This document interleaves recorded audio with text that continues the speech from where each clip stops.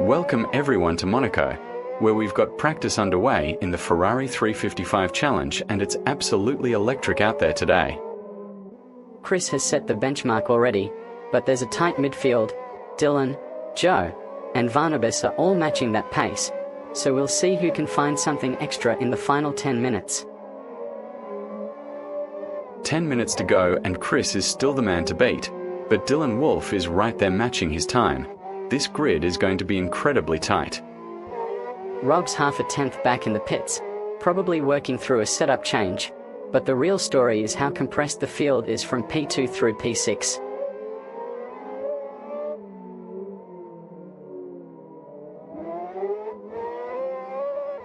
Dylan Wolf is absolutely locked in out there. Matching Chris's time on the tight stuff is no easy feat around Monaco. He's been consistently quick all session, but Chris still has the edge when it matters. Rob's back in the pits tinkering with something, so he's lost a bit of ground while Dylan's getting another flying lap in.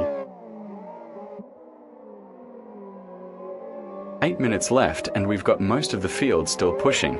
Chris is in the pits now, so Dylan's got a clear track to find something special. Dylan's lap times have been remarkably consistent, but Chris's fastest is still the one to beat when he gets back out there.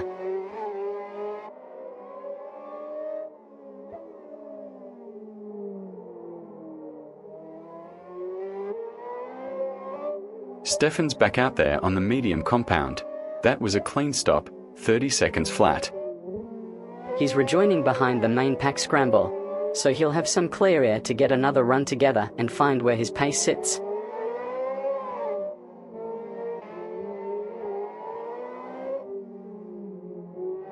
Joe's coming in now. He's been out there for a solid run, so this is just a chance to fine-tune the car and see what works best around these barriers. He's still right there in the mix at P4, within a tenth of the pace setters, so there's no pressure on this stop, just exploration time with 8 minutes remaining.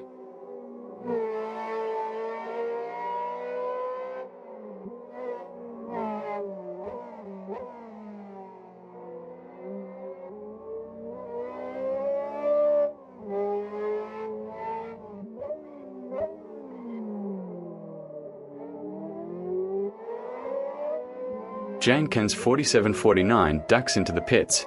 That's the sixth car in for a look at something different, and with 7 minutes left, they're still in the window to get a clean lap or two in. They're P6 right now, 8.79 back from the pace, so this stop is probably about finding setup tweaks rather than chasing the front runners just yet. Chris is showing real control up front. He's been consistently quick all session and looks comfortable with the car.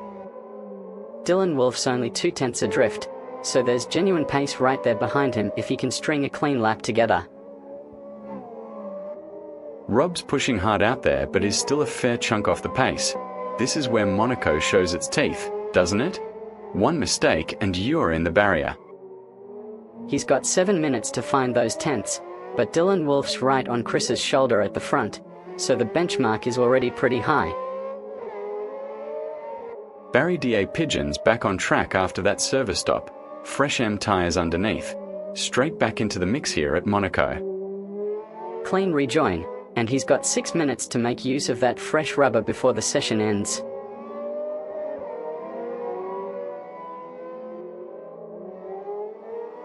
Barnabas is right there on the edge of the pace, within a hundredth of Dylan Wolf's time, which is seriously impressive around the circuit. Monaco doesn't forgive small mistakes, so to be that close to the leader with 5 minutes left means he's found a strong setup window. Dylan Wolf's back out there with a fresh set of Ms, 52 seconds in the box, and is straight back into the fight with Chris at the front. Clean exit from the pits, and with 5 minutes on the clock he's got time to string together a proper qualifying simulation lap.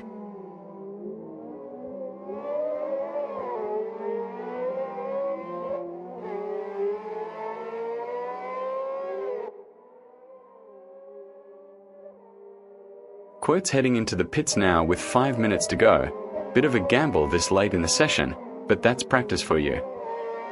Down in 7th, nearly 4 tenths off the pace, so they're using these final minutes to try a different direction with the setup rather than chase lap time. 4 minutes left and Chris is still the man to beat. That's a solid baseline for Ferrari around here. Rob's matched him on Delta though, so there's real symmetry at the sharp end right now.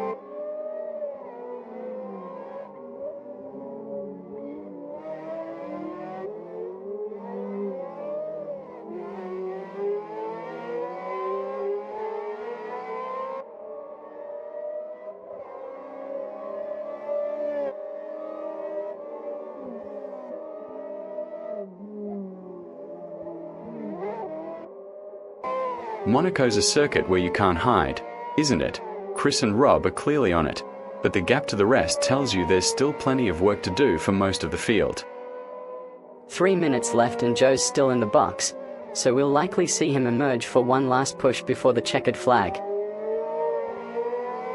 Dylan Wolf's back out there on fresh rubber. 3 minutes to make something of it before the session ends. Clean exit from the pits, and he's slotted back in around 6th on the road, though the timing delta shows he's still hunting that extra 10th like the rest of them.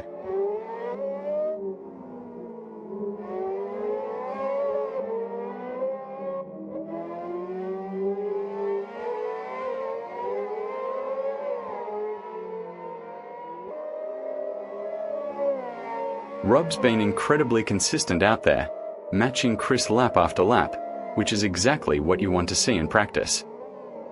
Absolutely, and with 3 minutes to go, he's got time for one more crack at it before everyone wins down.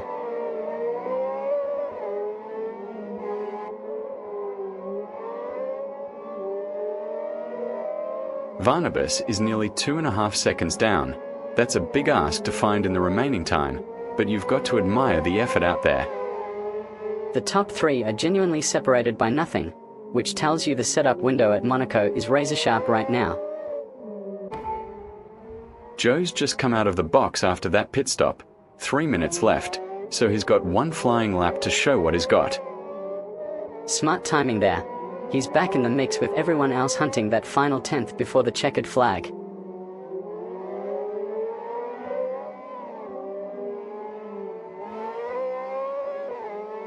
Two minutes to go and Chris is right there with Rob. Absolutely nothing between them on the timing sheet. Dylan Wolf's in that same bracket too. All three of them are clearly dialed in on very similar setups.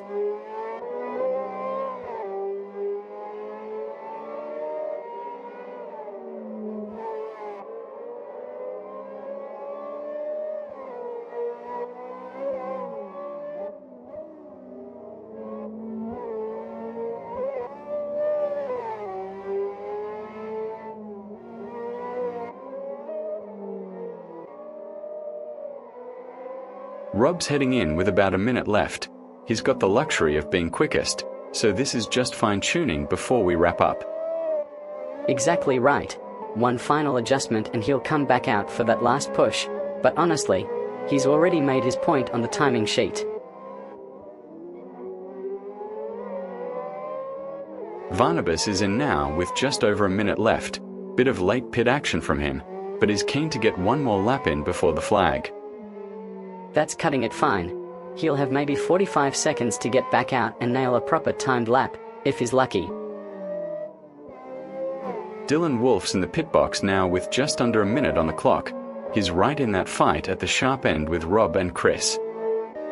He'll be pushing to get back out and grab one final lap before the session ends, but it's tight timing with everyone else jostling for that last timed run. Stefan's back out on fresh rubber. He's rejoining just as the field's thinning out in the pits, so he's got a clear track ahead of him. Good timing for a final push. With most others still boxed or finding their rhythm, he might just string together a clean lap. Chris is still out there grinding away. He's right on Rob's pace at the top, not giving an inch in this final minute. With most of the field either in the box or already back out, Chris has got clear air to work with, which is exactly what you want for a final qualifying style effort. Dylan's back out there on the same compound. He's got maybe one last push in him before the checkered flag. He's rejoining into a fairly empty track, which is ideal for stringing together a clean lap and closing that gap back to Rob and Chris. Joe's limping back to the box now. Looks like he's made his adjustment and wants another crack at it. With Rob still inside, Chris is the one to watch out front. He's had a good run of clear laps to find his rhythm. Rob's still in the pits, but that fastest lap is going to take some beating. He's found something special with this setup. Chris is the only one currently pushing for pace, and that half-tenth deficit suggests he's right in the window where one clean lap could flip this around. Chris heads in now on lap 18. He's had a decent run out there and will be looking to come back with fresh legs and a tweak to the setup. Smart timing, really. He's banked some good data and now he can reset before another push. Rob's benchmark is still the one to chase down when everyone gets back out.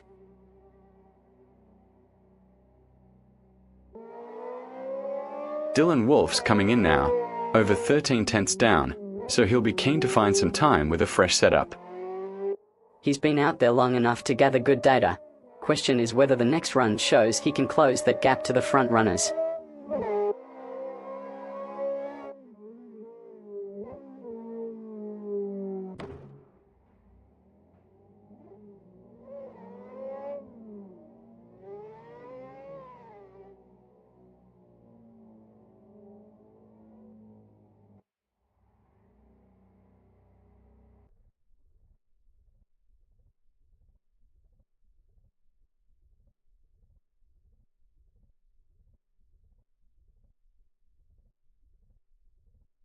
Monaco's brutal on a setup like this. You can be quick through one sector and lose it all in another. True, and with everyone in the pits right now, it's really about who nails the next run. Rob's set the bar, but there's clearly pace on the table for the others.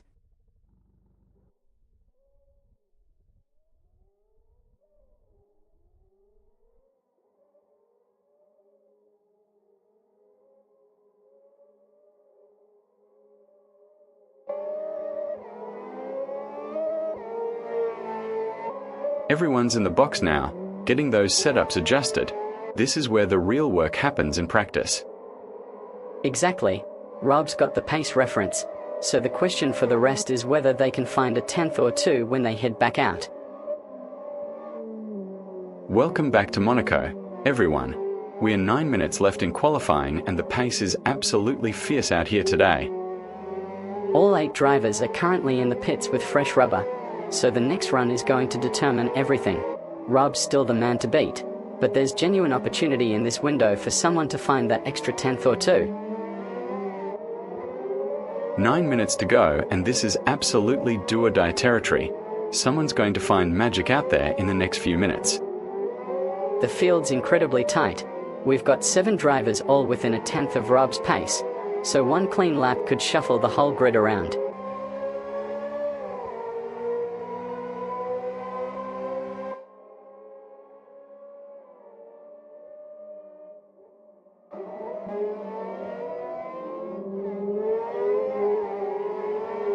Eight minutes left and this is where nerves kick in.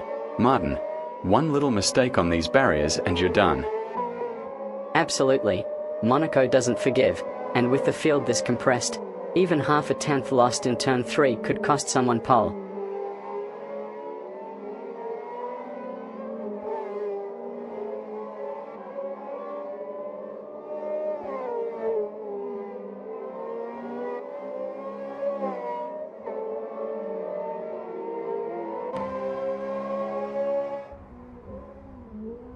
This Ferrari's got decent balance through the technical sections, but you can feel how tight the margins are around here. One lockup and it's all over. Exactly. We are seeing the drivers really committing late on braking into the corners, and that's where the time is, but it's also where the risk lives on a street circuit. Barry's found something there. 2 minutes and 10.392 seconds is a proper improvement, and is knocking on the door of that top 6. He's moved up to 6th, but Chris is still the man to beat. That gap to the front is razor thin right now. 7 minutes left and Dylan Wolf's right on Chris's heels. Tied on time. Martin, this is absolutely edge of the seat stuff. Dylan's nailed sector 2 there. If he can carry that rhythm through the final section without a wobble, he could steal pole from Chris. Rob's just posted 2 minutes and 47.808 seconds. That's a solid lap, but he's still hunting for that last tenth or two to get into the conversation up front.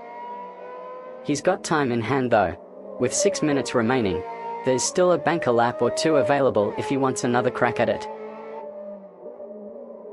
Chris is absolutely on it right now. He's stretching that lead and looking untouchable at the top. Nearly 3 seconds clear with 6 minutes left. He's got the breathing room, but Freezer will be hunting hard for one more lap.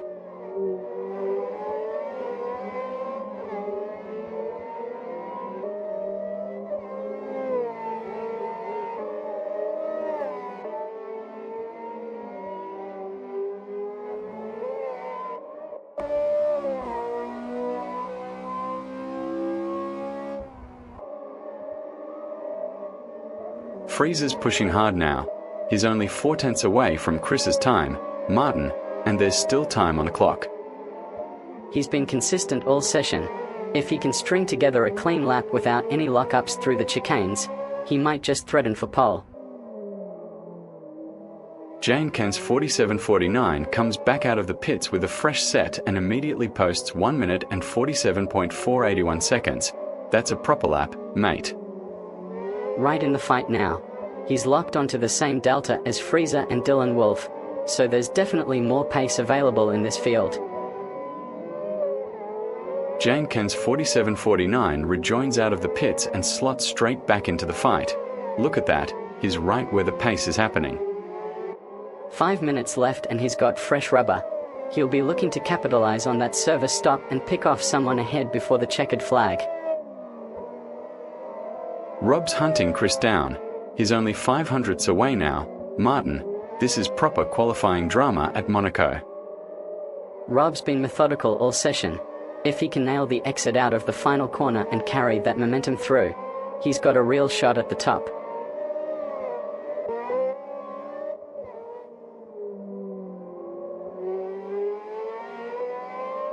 Joe's back out there with 4 minutes on the clock. Fresh rubber, and Monaco's a circuit where you can find time with grip like that. Service stop, so same compound. He'll be looking to string together a clean lap and see where that puts him in the order before the flag falls. 4 minutes left and Chris is still the man to beat. That 1 minute and 43.060 seconds is a proper benchmark at this place.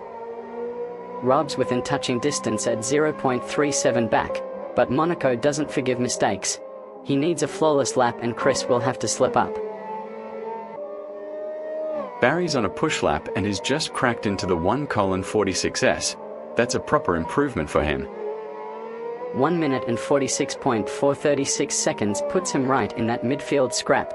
Still a couple of tenths off the fight at the front, but he's found something there. Rob's just nailed a 1 minute and 43.312 seconds. He's closing in on Chris now. Mate, this is proper qualifying drama with 3 minutes to go. That's a solid improvement, but he's still 600ths adrift. Chris has breathing room, but only just.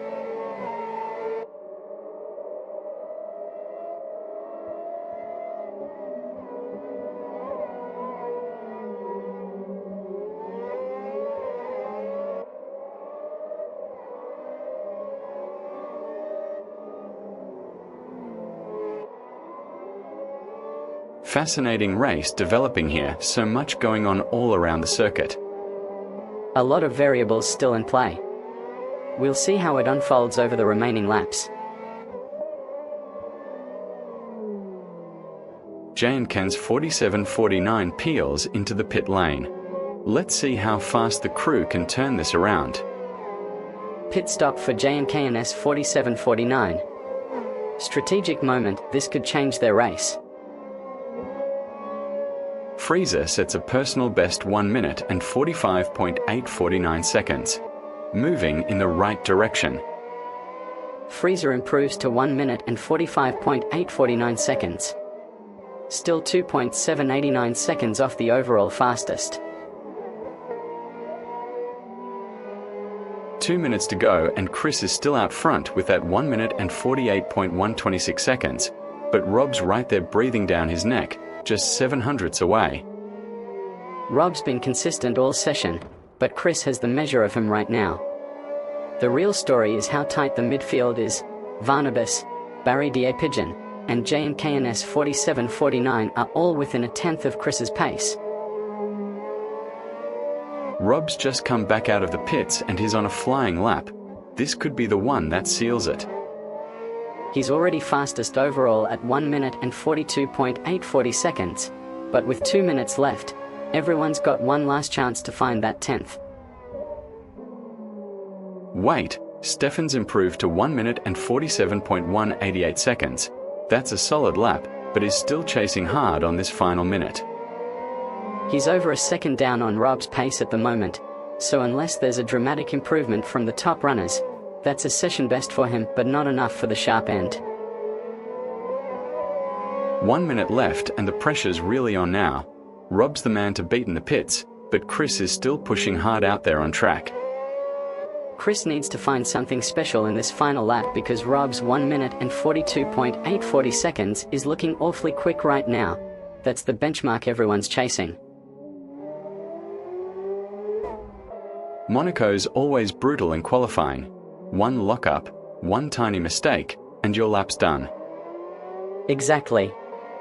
Rob's got that 1 minute and 42.840 seconds locked in, and with time running out, Chris and Freezer are the only ones within striking distance on the softs.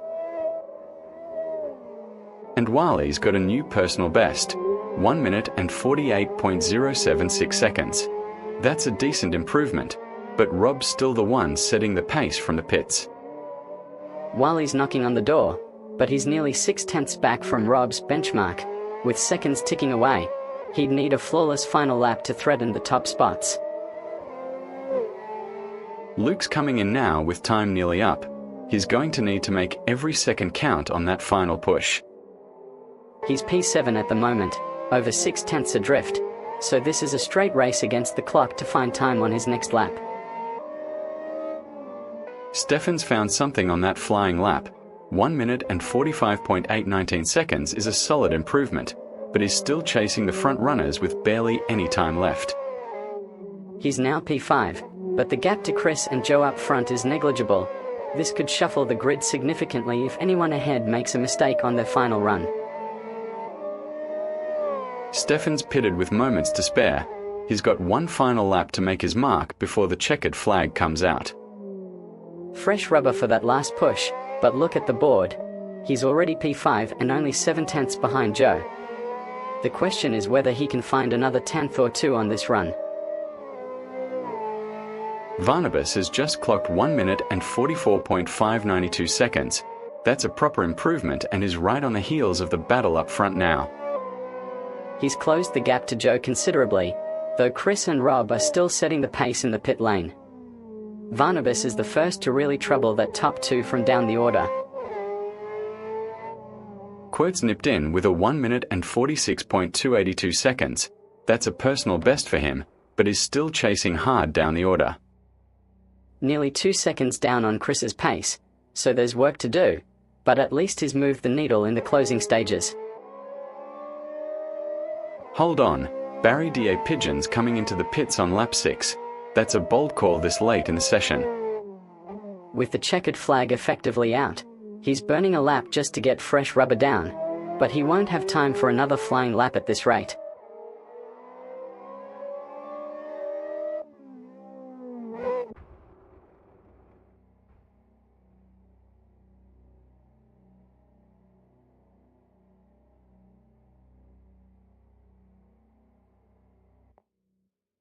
Right, so we've got Jane Canis 4749 heading into the pits on lap 5. Bit of a gamble with the clock running down like this. They're P11 on the grid, so this is a free swing really. Fresh tyres won't hurt, but they're cutting it incredibly fine for another proper hot lap.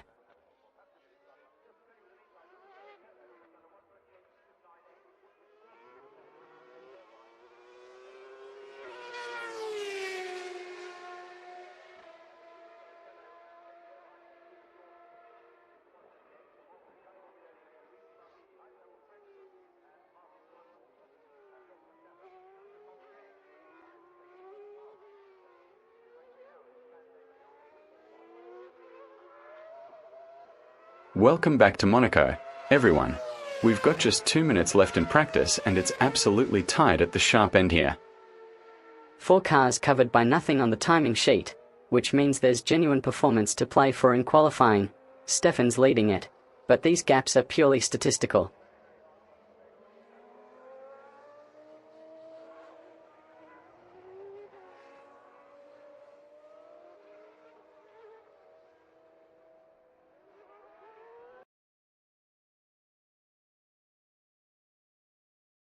Monaco's a beast in practice, isn't it?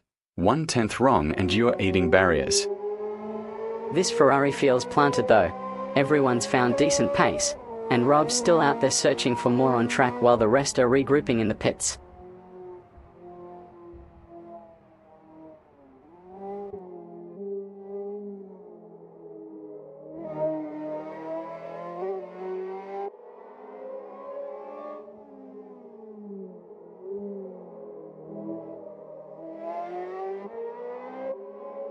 Stefan's still the man to beat out there. He's found something special with this setup. Rob's the only one still pushing for it on track, but with a minute left, those pit stops are going to matter more than fresh attempts now.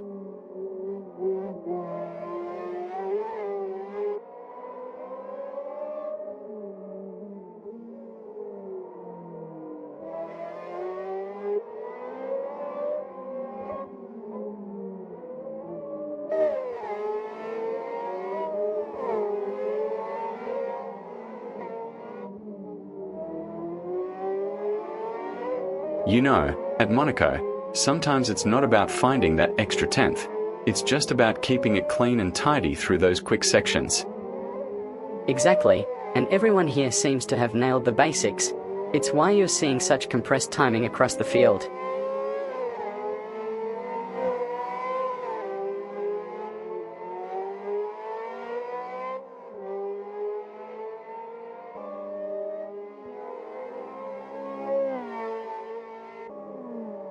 This Ferrari's got a nice balance to it. Everyone's running pretty much the same pace, which tells you they're all happy with where they're at. Yeah, the field's incredibly tight right now, but Stefan's still got that edge in the bag with his setup work earlier.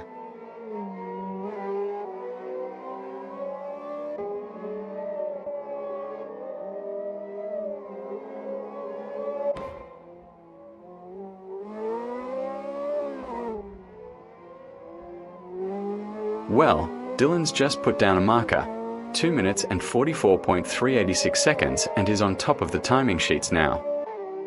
That's a solid lap, but Stefan's still only a 10th or so away despite being in the pits, so there's clearly more in this for several drivers.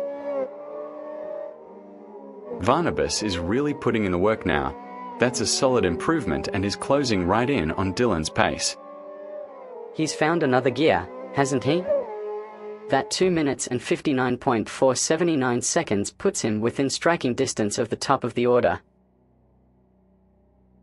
Barnabas heading into the pits already. That's a bold call this early in the session, Martin.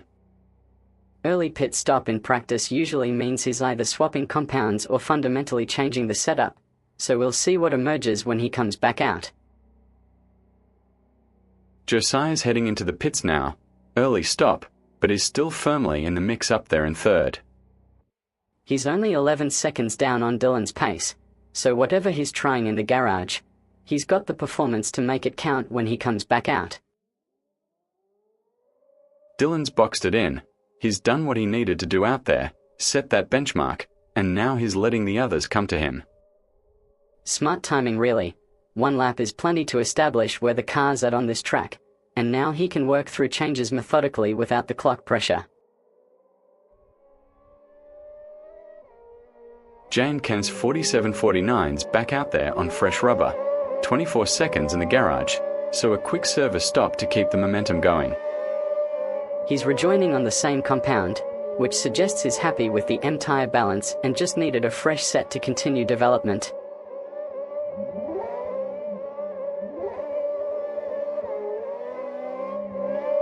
Dylan's back on track after that service stop, fresh set of M tyres underneath him, and is slotting back in nicely through the field here. 48.5 seconds in the garage, quick turnaround, and he's maintaining that leading pace even after the interruption, which tells you the setup work he did earlier is solid.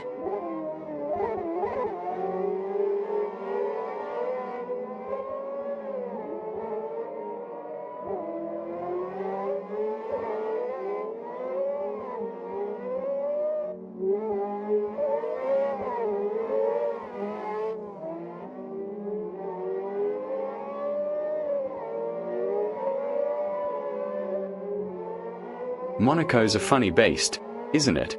One lap can tell you everything about your car, and then you've got to find another tenth without binning it. Absolutely. And with the field this close, Dylan's got that cushion now, but half these drivers are still circulating to build confidence on the layout.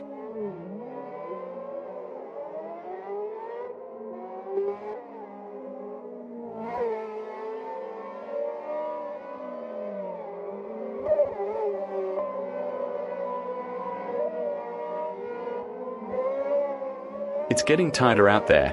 Dylan's still holding the top spot, but the lap times aren't moving much anymore, which means everyone's finding the limit of what this car can do around here.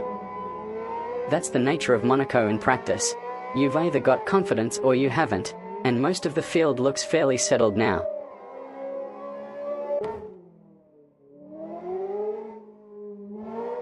Dylan's just clipped another tenth off his personal best, 2 minutes and 24.984 seconds, and is really dialed in this machine now. That's 3 consecutive improvements in this run.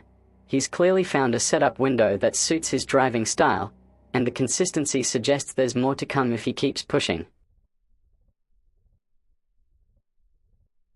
Jane Kent's 47.49's pulled in early. He's still quickest on the board, so this is about fine-tuning rather than chasing pace. Smart move, actually. With everyone settling into their rhythm out there, he can afford to experiment with setup changes without losing track position in the session.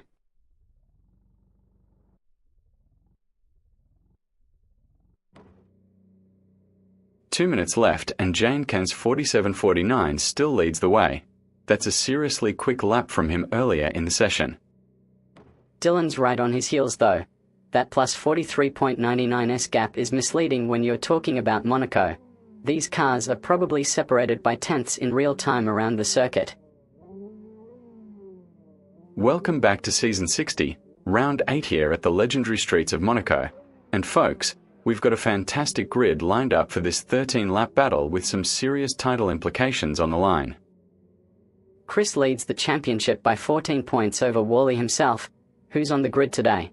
So we could see some real fireworks if the opportunity presents itself around these tight corners.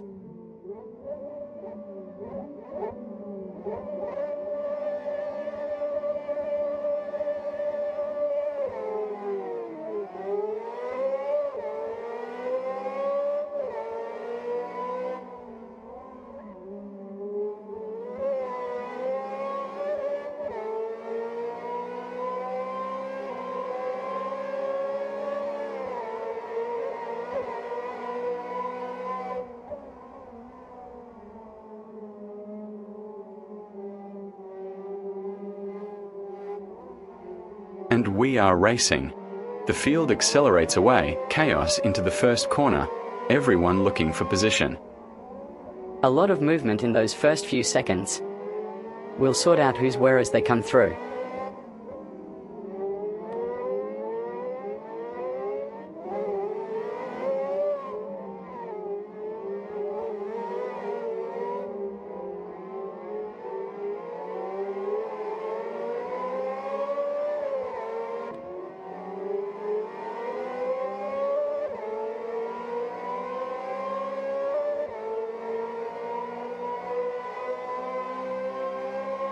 Right then, we are ready to go here at Monaco, 13 laps, and with Chris on pole, this grid's going to be tight as anything from the first corner.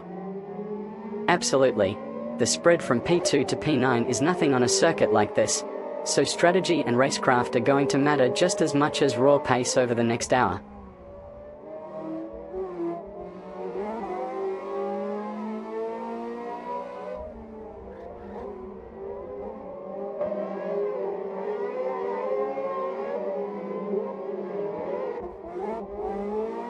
The grid's bunched up like a hand grenade here at Monaco.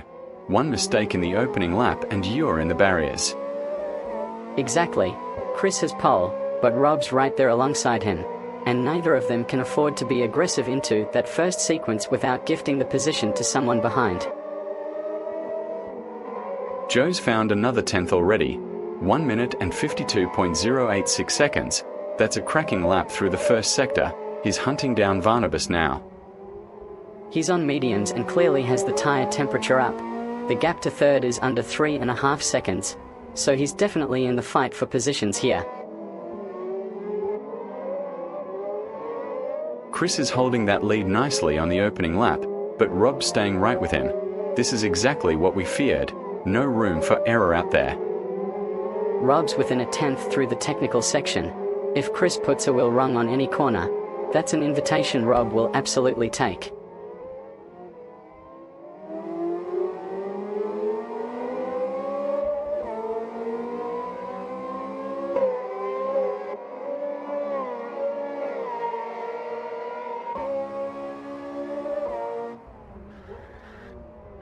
Monaco's a funny old place though, Martin. At lap 1 you've got no idea who's actually quick and who's just having a good moment. True enough. We've got Dylan Wolf and Joe both on mediums down there in 4th and 5th, so the strategy's already starting to shape up early.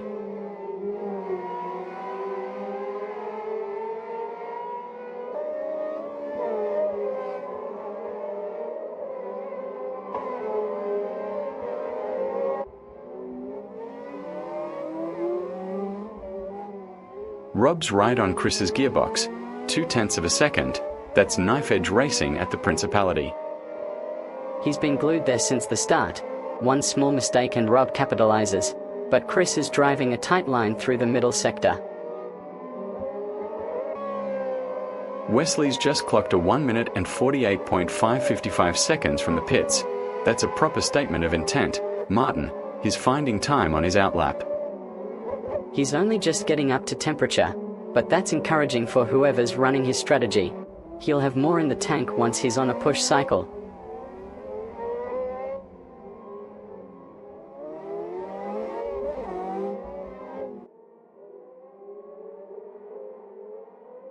Chris is still leading, but Rob's keeping the pressure on. Just 0.08 of a second back. That's desperately close racing. Barnabas in third is nearly half a second adrift though. There's a real gap forming between that podium fight and the rest of the field.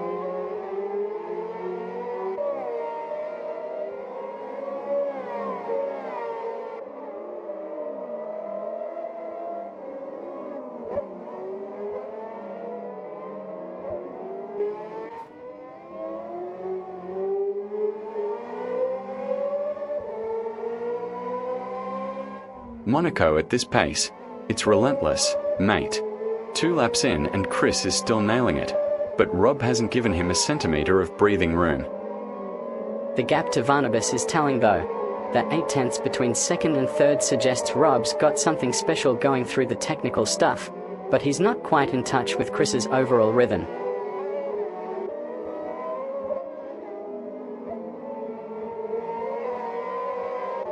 Barnabas just posted a 1 minute and 45.606 seconds. That's a proper improvement. Martin, he's closing the gap to Rob ahead. It is, but he's still a second and a half down on the podium fight. Joe and Dylan behind him are practically nose to tail on the mediums, so the real battle's sorting itself out in that middle order right now. Rob's got to be thinking about making something happen soon. Chris isn't dropping pace, and on a circuit like this, if you're not closing the gap, you're falling away. Exactly right. That quarter-second gap is stable but not closing, which tells you Chris has found a rhythm he can sustain.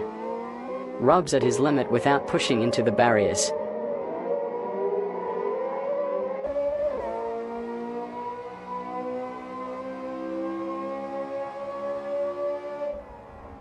Ten laps left and this grid's tightened up nicely. Joe and Dylan are glued together on those mediums. Proper racing. They are, but Freezer's isolated back in 6th, nearly 3 seconds down. The real action's between positions 2 and 5 where it actually matters.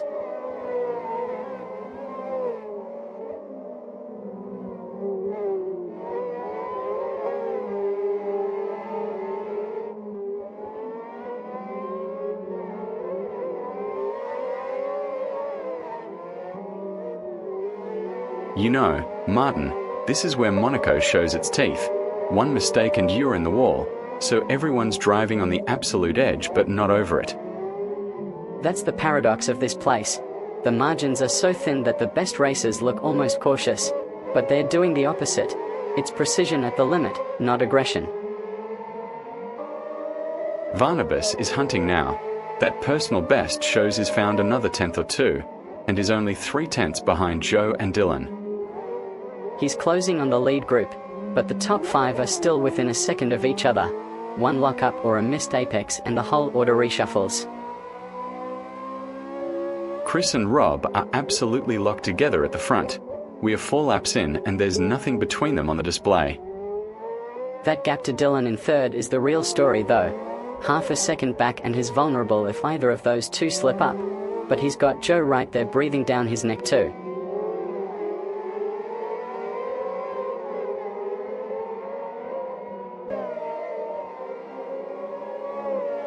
Nine laps to go and this field is razor sharp. Every lap someone's shaving milliseconds off, especially through the quick stuff. Freezer's actually holding 6th pretty comfortably right now, but behind him it's J&KNS 47-49 scrapping with their own consistency. One clean lap and the order changes.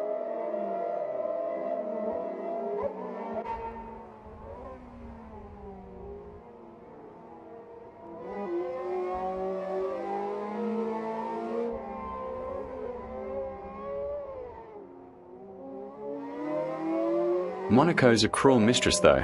Mate, one corner, one breaking point, and you're in the wall or tumbling down the order. Exactly. That's why Dylan's doing well in third. He's not pushing beyond the grip envelope, just being tidy and consistent while Chris and Rob are squeezing everything out of the front end.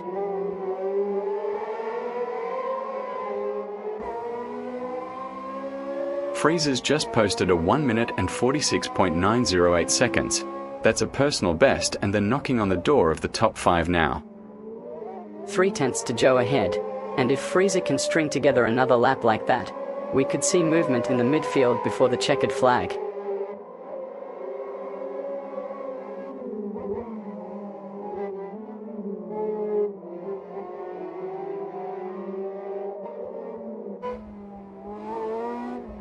Oh, Quirt's in trouble.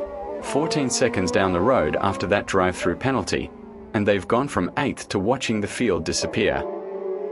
Jump start or contact, most likely, but either way they're mathematically out of points contention now with 8 laps left.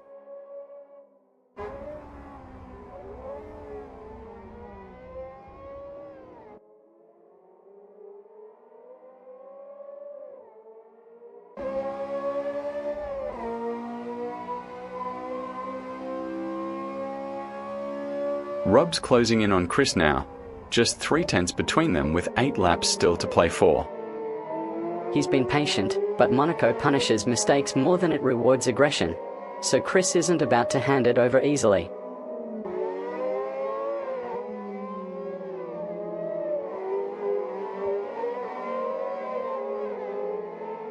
Well, Rob's had to back off now. Chris has found another gear and that gaps out to 2.6, nearly 3 seconds. Monaco's starting to show its true face. Chris is managing the gap, not pushing flat out, which is exactly what you do when you've got the buffer and 7 laps of attrition ahead of you. Dylan Wolf's right there in third, just 22 hundredths back from Rob. This is where it gets interesting at Monaco. He's been steady all race, but with 7 laps left and those medium tyres underneath him, he'll need to capitalize if Rob puts a wheel wrong. Barry Da Pigeon's back on track after that service stop. Rejoins down in the order, but at least he's got fresh rubber under him for the final push. Service stop on medium suggests he was hunting for track position, but he's come out well behind Joe in 5th, so the math didn't quite work out there.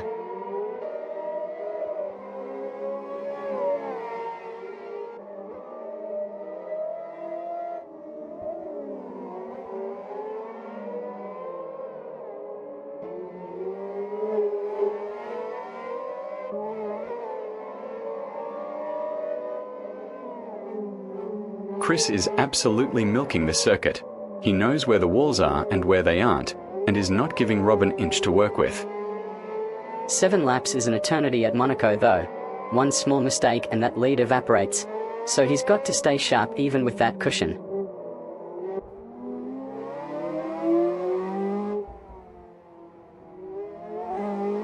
Rob's in the pit right now, and that opens the door for Dylan Wolf to really close in on Chris up front. With 6 laps to go, Dylan's got a genuine chance here. Chris can't afford any mistakes with the gap closing this way. Dylan Wolf is right on Chris's gearbox now. This is Monaco, 6 laps left, and the Ferrari ahead is starting to feel the heat. Chris has got 0.4 seconds in hand, but Dylan's matching him lap after lap. One lock up into the chicane and this could flip on its head. Luke's just clocked a 1 minute and 46.4 seconds. That's proper pace from the back of the grid, and is hungry for positions. He's still a second off Chris's pace at the front, but in a 6-lap sprint at Monaco, mistakes matter more than raw speed. Freezer's moved up to 6th now. There's real movement in the midfield with 5 laps to run. The gap between 3rd and 4th is where it gets interesting. Dylan's holding that Wolf pace, but Varnabas isn't letting him breathe any room.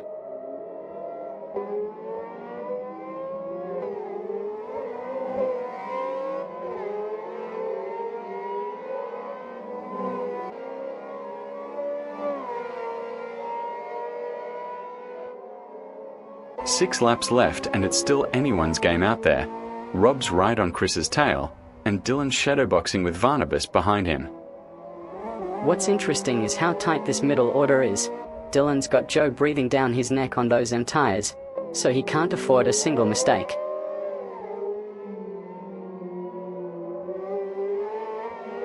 Varnabas is really pressuring Dylan now.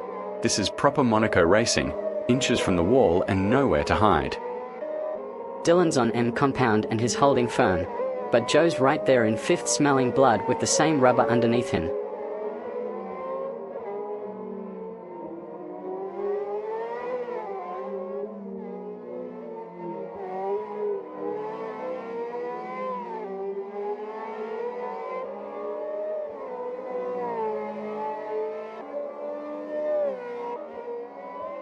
Wiley's just gone and improved that personal best, 1 minute and 46.589 seconds.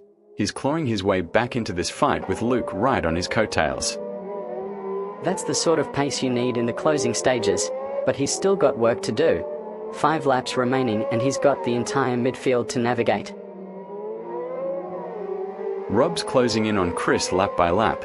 He's down to 2.56 seconds and you can feel the pressure building at the front.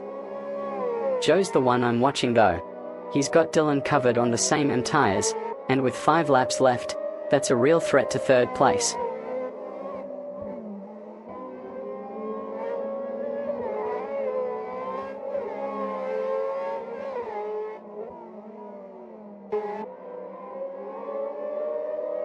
Five laps to go at Monaco and it's absolutely brutal out there. One mistake and you're in the wall, mate. The gaps are tightening everywhere. Chris still leads, but Rob's got him in his sights. And that battle for 3rd between Dylan and Joe is the real story of this race.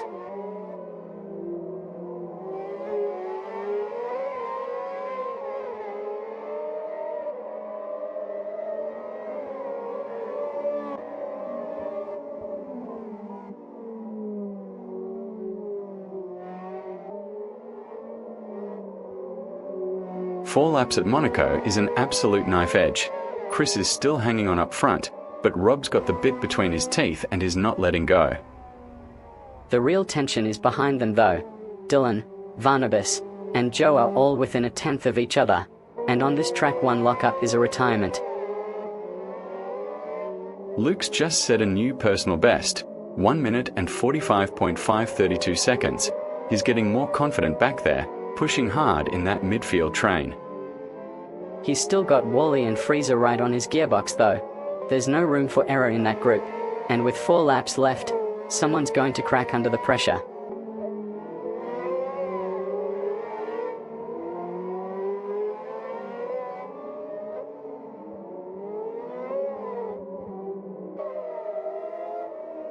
Chris has done a brilliant job holding that lead, but at Monaco you're never truly safe. One lap could change everything. True, and with Dylan and Joe both on mediums in that battle for third, they've got some consistency in their pace at least, whereas the pressure's all on the top two to not put a wheel wrong.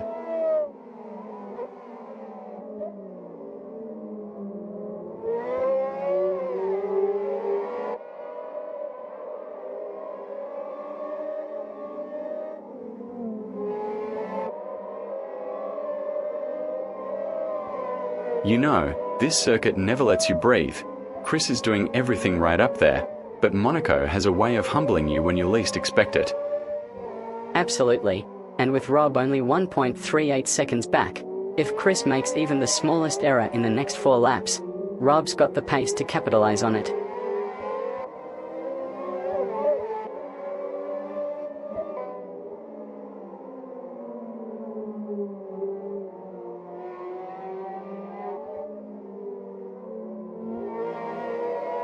Three laps. That's all that separates us from the end here, and honestly, the racing's been proper tight all afternoon. It is, and what's interesting is how compressed the field is. Joe's practically glued to Freeze's rear wing, so if either of them makes a mistake, it cascades down the order instantly.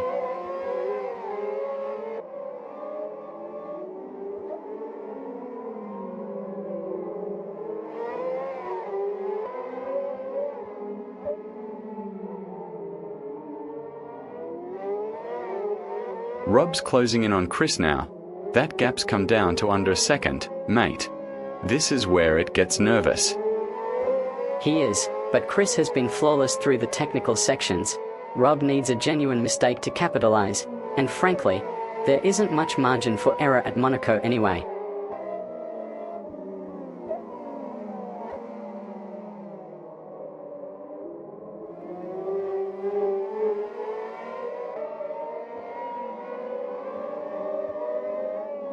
Chris is starting to open it up now.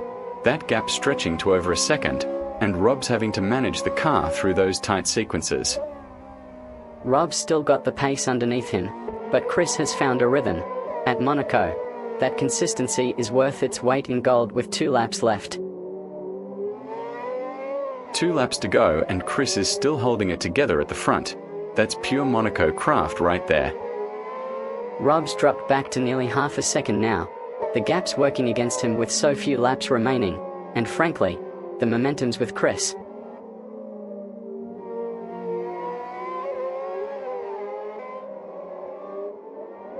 Luke's paid a heavy price for that drive-through. 14 seconds gone in one go, and with only 2 laps left, he's effectively out of contention here.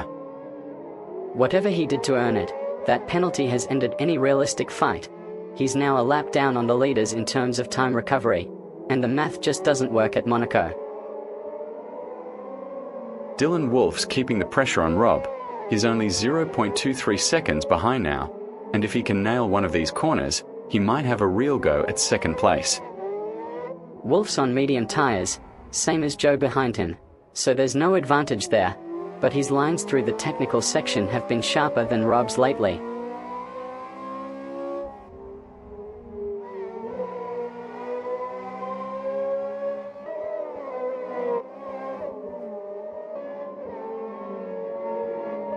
Monaco's unforgiving, mate. One mistake and you're in the wall, and with only 2 laps left, there's no time to recover. Chris knows that. He's been smooth and predictable all afternoon, which is exactly what you need on a circuit like this when the pressure's on.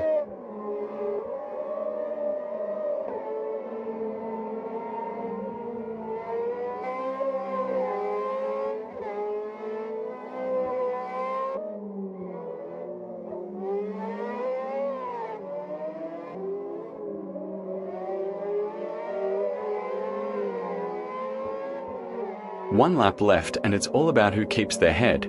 Rob's still breathing down Dylan's neck, but the real battle's Chris versus the clock.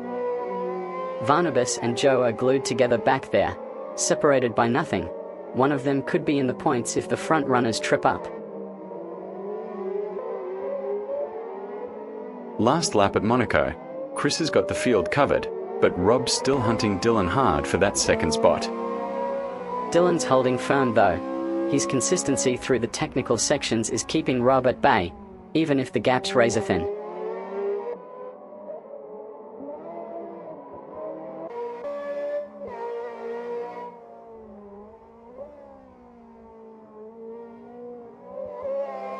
Final lap of the race, and Chris is absolutely in control up front. He's got nearly a second in the bank and he knows it. Rob's still within a second of Dylan, but with only one circuit left, he's running out of real estate to make something stick.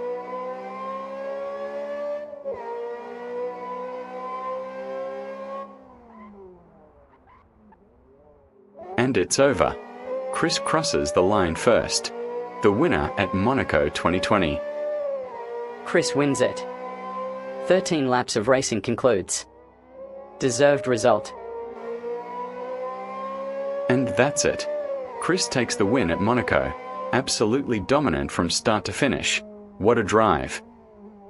Rob and Dylan separated by less than 2 seconds after 13 laps of this. That's as close as it gets on a circuit where overtaking is nearly impossible. What a night we've had at Monaco. Chris absolutely clinical, and that's a huge championship statement with 4 rounds still to play. Stick around though, because race 2 is coming up in just a moment, and on a street circuit like this, anything can still happen.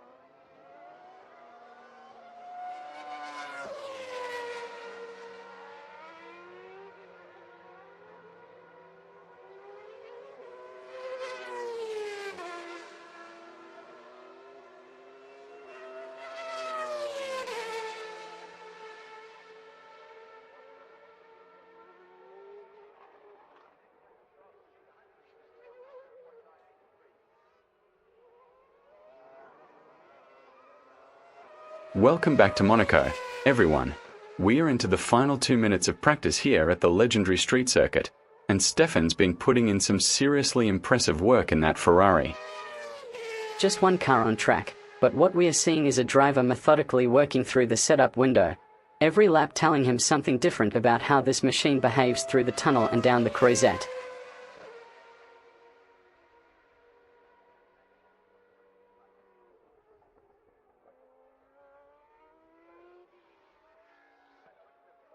With barely a minute left, J&Canis 4749 is in the pits now. Looks like they're satisfied with what they've learned out there. Wesley's still circulating and matching the pace, so both drivers have clearly found their rhythm in this Ferrari around Monaco.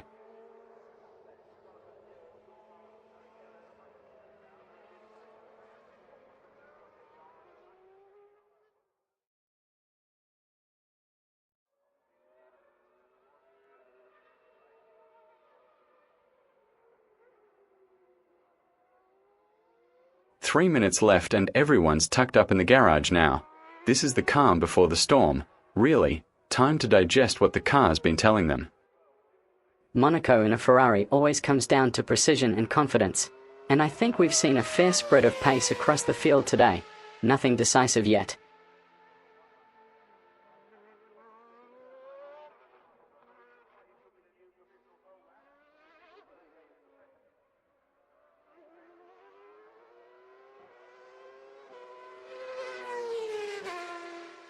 You know, Martin, watching these lads work through a practice session at Monaco, it's all about building confidence lap by lap, isn't it? Absolutely.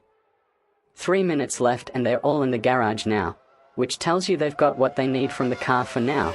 No point risking a lockup this late in the day.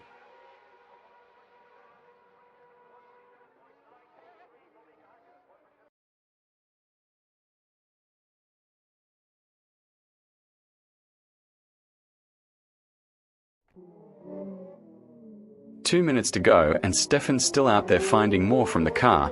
He's been sharp all session, that one. He's the only one pushing now, which makes sense. Everyone else has gathered their data and called it a day.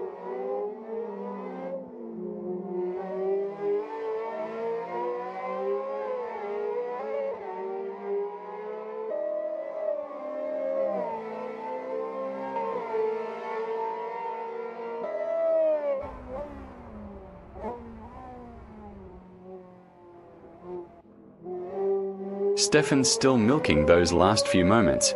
He's clearly got something to prove out there. Fair play to him, though. Most drivers would have packed it in by now, but he's extracting every tenth while he can.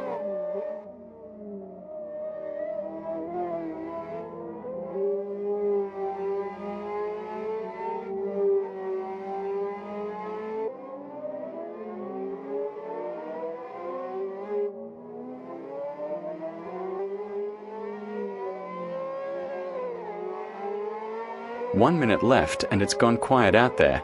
Everyone's happy with what they've got from the Ferrari. That's Monaco for you.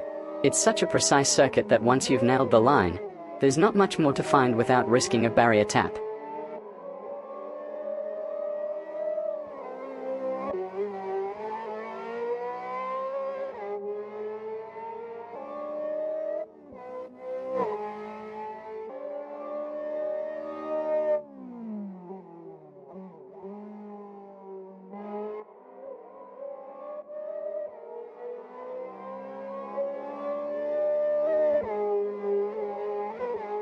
And that's it. Session's done. J&Canis 4749 with the quickest time of the day, 2 minutes and 16.234 seconds. Solid baseline for him then. Nothing spectacular, but he's given himself a platform to work from. Dylan's coming in now. Smart call to get a fresh set under the car before the session winds down. He's third on the board at 25.78 back, so there's still time to find a lap, but Monaco's unforgiving if you're chasing it. Stefan's decided to pit early, probably looking to try a fresh setup before things get too tight out there. Smart timing really. He's got room to experiment without the pressure of everyone else hunting for lap time in the final moments.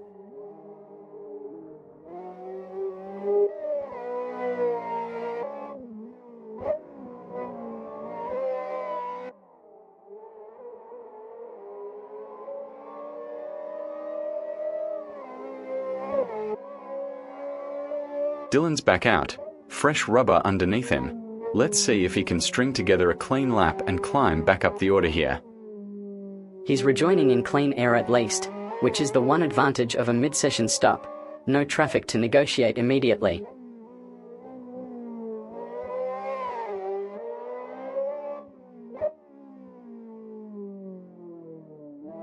Jane Ken's 47.49's heading to the pits now. Already got the pace at the top, so this is a chance to dial in the car even further before the end of the session. Early stop makes sense in practice. He can afford to lose a lap and still have time to get a clean run and see if different settings help him.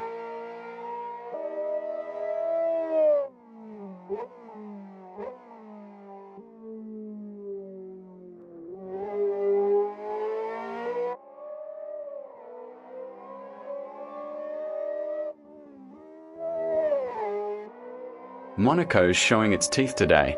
This track doesn't forgive a moment's inattention, does it? Not at all. You can see it in the lap times. There's a real spread in the field, which tells you some drivers are still finding their rhythm around here.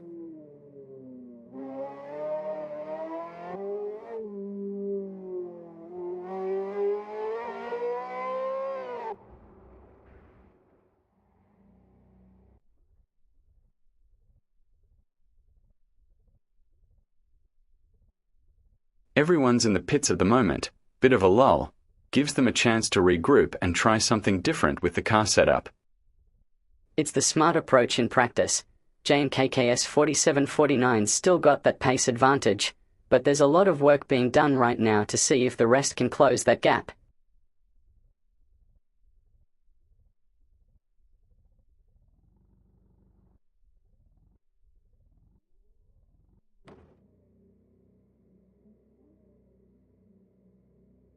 Welcome back, everyone. We're live at Monaco for race 13, and it's absolutely on. 8 drivers, 13 laps of pure street circuit racing, and every single position is a battle for points.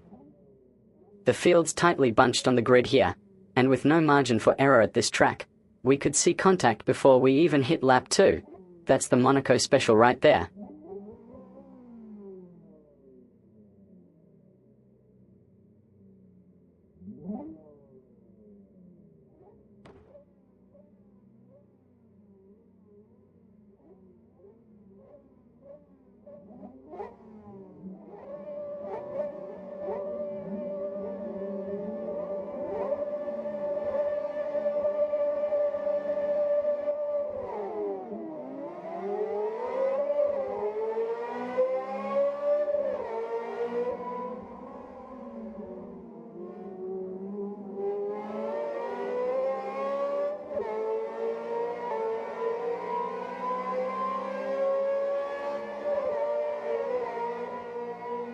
Lights out and away they go. What a launch off the line, it's all happening into the first corner. Watch for the squeeze into turn 1, that's where races can be won and lost on the first lap.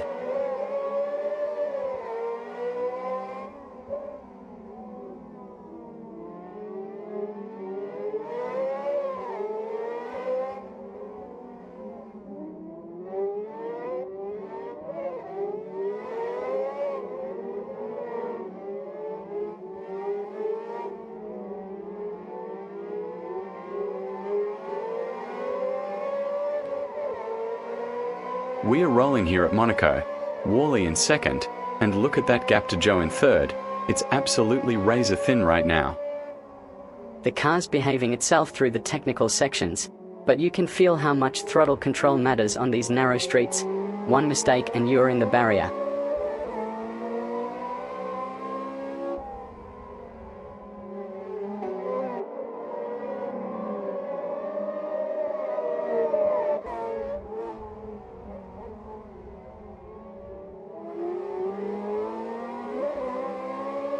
Right, so we are 13 laps to go here at Monaco.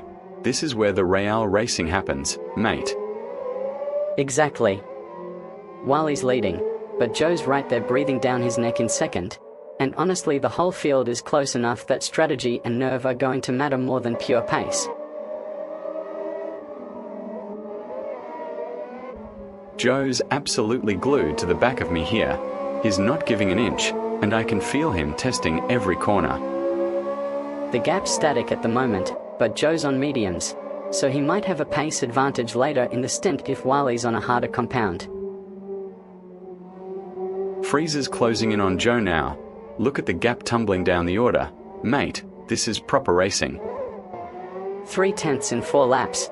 Frieza's found something in his rhythm that Joe hasn't quite got yet.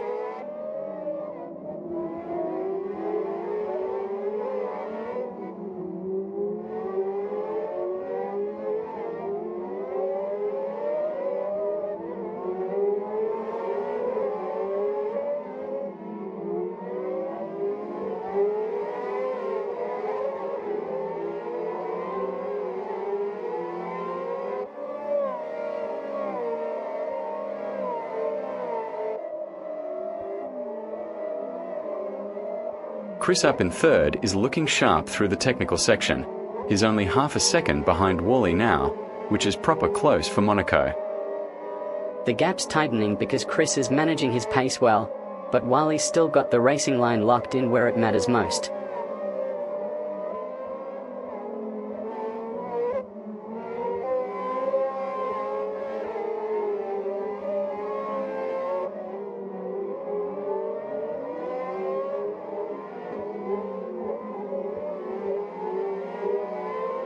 Monaco's unforgiving today. Mate, one small mistake and you're in the wall, so everyone's keeping it neat and tidy out there. True, though Joe's still managing to keep the pressure on Wally despite the tight margins. Those medium tyres are doing the job for him so far. Dylan Wolf's just found nearly a 10th and a half in that last lap. He's hunting down Jane Kennis 47.49 now, and you can feel the intensity building in the midfield. That 1 minute and 49.511 seconds puts him within 0.58 seconds of 6th place at Monaco. That's a genuine threat over the next few laps if he can string a couple of hot laps together. We are seeing Joe control the pace at the front, but Wally in second is staying composed. That's championship mentality right there. Only 1.66 seconds separates them though. On this circuit, a single lockup or microsecond of lost grip and the door opens. Rob's really got his head down in fourth. He's only 1.16 back from Chris, and with 11 laps to go, that's absolutely within range if he can find one clean sequence. Agreed, though Chris isn't giving anything away. He's 9th in the championship but 3rd on track right now, and he'll know every position matters today.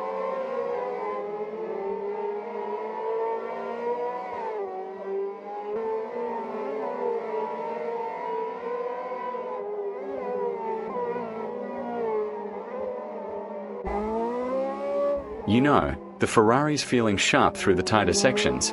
Joe's got that car dancing, but you can see where the real battle is shaping up. It's Chris and Rob fighting for that final podium spot. Absolutely, and with 11 laps left at Monaco, that 0.67 second gap between them is everything. One moment of indecision and Rob's got the slipstream he needs. Joe's absolutely flying up there. That 1 minute and 45.017 seconds is a statement lap, but look at the gap. He's only got 3/10 on Rob and we've got 10 laps of Monaco left to play. The real intrigue is behind them though. Wally and Chris are both in the pits, so when they rejoin, the order could shuffle entirely depending on traffic and fuel strategy. Look at that gap between Joe and Wally in second. It's razor thin, mate, literally 1/100th of a second on track. This is Monaco at its most brutal. Joe's got the racing line sorted, but Wally's right there in the mirrors. If he can match pace through the next sequence, there's definitely an opportunity. 10 laps of Monaco left and we're seeing a real squeeze in the midfield. Jane Kennis 47.49 and Frieza are separated by just 400ths. Mate, that's nothing. Barnabas is closer still at P8, half a 10th back. One small lockup and the whole order shifts behind them.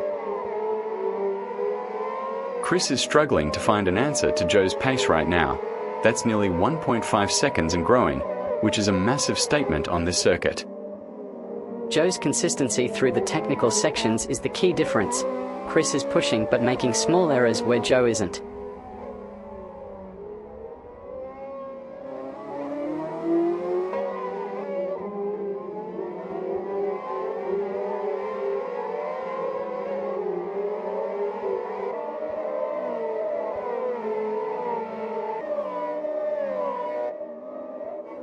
Dylan Wolf's keeping the pressure on in fourth.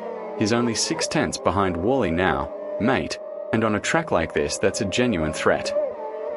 Wally's got to be careful.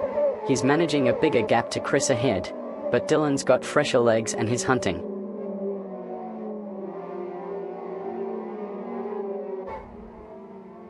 Rob and Freezer are glued together at the back of the top 7. Literally nothing between them, mate. One corner out of line and that's a position gone. It's a classic Monaco squeeze. The field's compressed so tightly that small mistakes compound quickly. Joe's got breathing room up front, but everyone else is in a knife fight.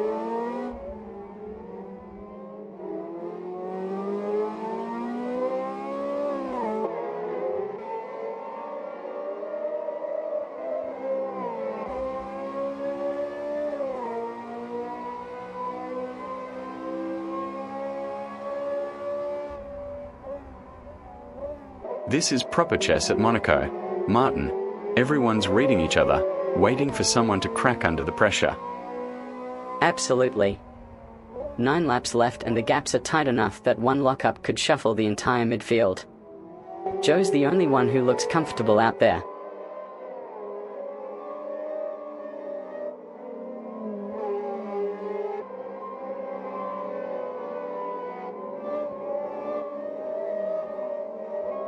Joe's just knocked in a 1 minute and 44.421 seconds.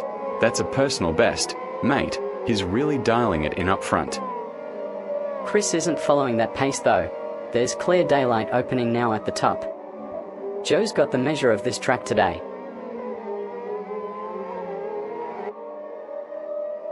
Freezer's got a new personal best, 1 minute and 46.696 seconds. He's really hunting down that gap to Rob ahead. 8 laps to go and he's clearly got something left in the tank. Problem is, Rob's not standing still either. They're both pushing hard but the margin between them is so fine that one mistake erases it all at Monaco. Dylan Wolf's right on Rob's gearbox now, just half a tenth separating them in fourth, and at Monaco that's a lifetime. Rob's been solid all race but Dylan looks hungrier. If he can get a toe through the quick section, he might have a real opportunity here. Chris is doing the smart thing up there, staying within a second of Joe but not burning his tyres trying to match him lap after lap. Exactly. With 8 laps left at Monaco, tyre management is king, and Chris knows Joe's on it today but also knows one mistake from the leader changes everything.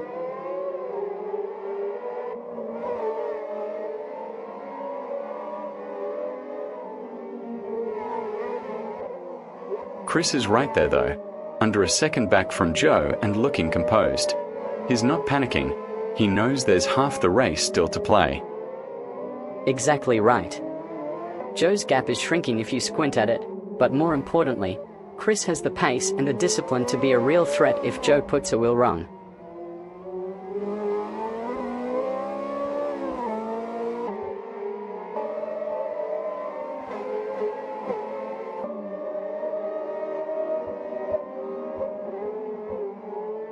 Jane Kent's 47.49 is in the pits now. That'll shuffle the order, but look at the top 3. Joe's got breathing room, but Chris and Rob are glued together up there.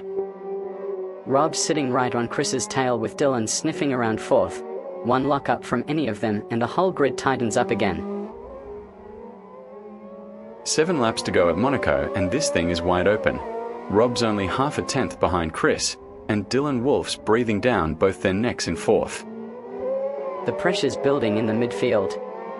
Dylan's just 0.04s off Rob, so any small mistake ripples through the whole pack.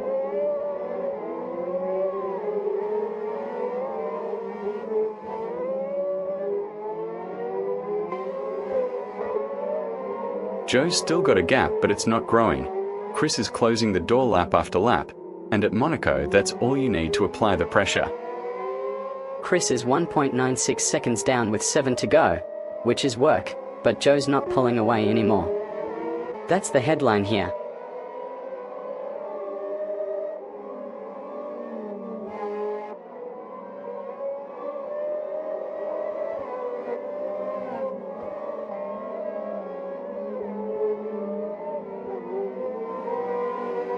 Monaco's a funny place.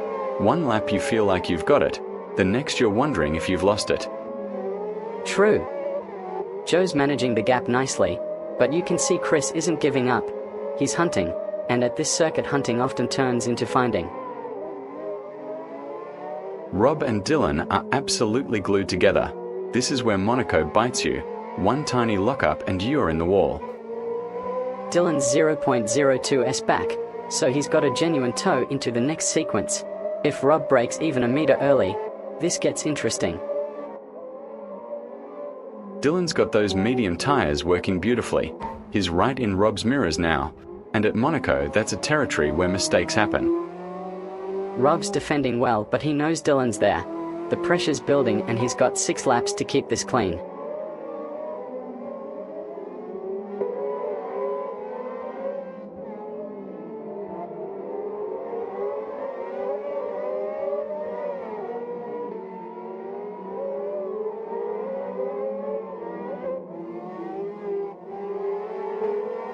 Chris is closing on Joe now.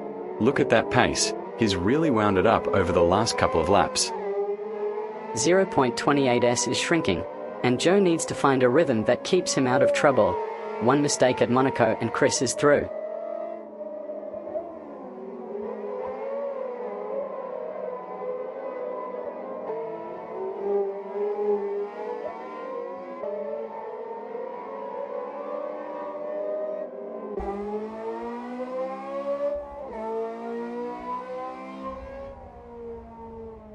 Joe's got his work cut out for him now. Chris is sniffing around and there's real pace there.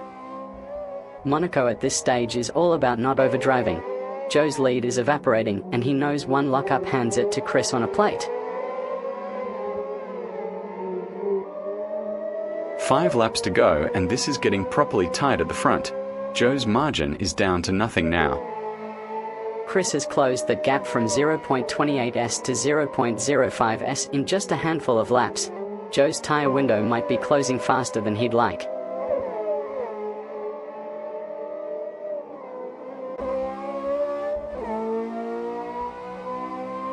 Rob and Dylan are locked together back in 3rd and 4th. They're both on it, but neither's budging.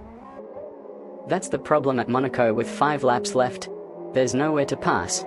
So whoever's ahead stays ahead unless they crack under pressure.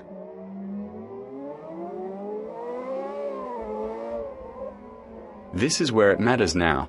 Chris is right there and Joe knows he can't afford a single mistake on this circuit. Dylan's locked onto Rob's gearbox. If Rob puts a wheel wrong, that gap disappears instantly and P3 changes hands. Chris is absolutely relentless. He's not giving Joe a centimetre of breathing room out there. The gap's under a second now. At Monaco, that's a car length and a half. So Joe's in genuine trouble if Chris can nail one more lap like that. Joe's still got the lead, but Chris is breathing down his neck. 0.64 seconds on a track where mistakes are fatal. Those middle positions are fascinating. Rob's got Dylan right there, and Dylan's got J and KNS right behind. So nobody can afford to lose concentration.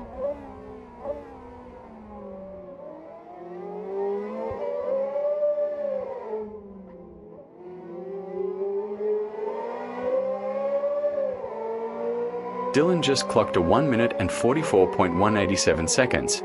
He's on it now, and Rob's going to feel that heat building behind him. With 4 laps left, Dylan's closing the gap on Rob, but he's got to be careful. One small mistake here and he loses 2 positions instead of gaining 1.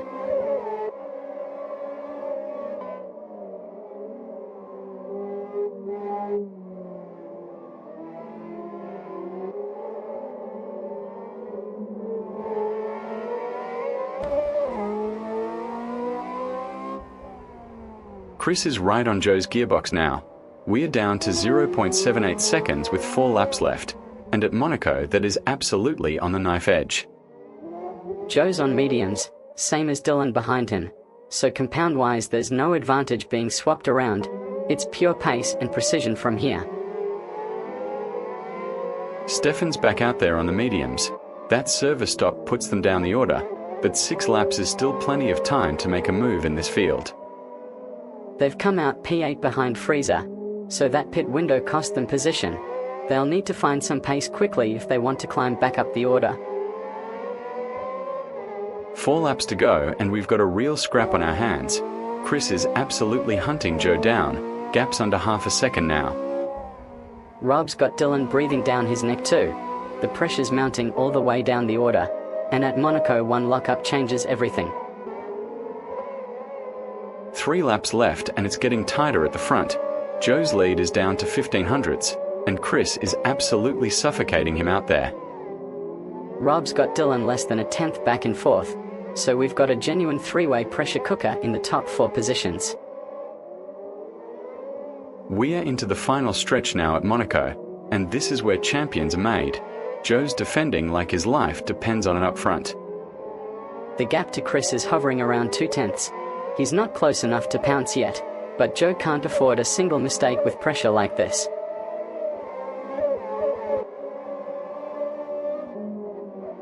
Freezer's right on the edge of the points now. He's within 100th of quote up ahead. This could be a real scrap for that last point. Meanwhile, Varnabas has got J&KNS 47.49 under a second away. The midfield's compressed into such a tight band that one small gain in the next lap could shuffle half the order.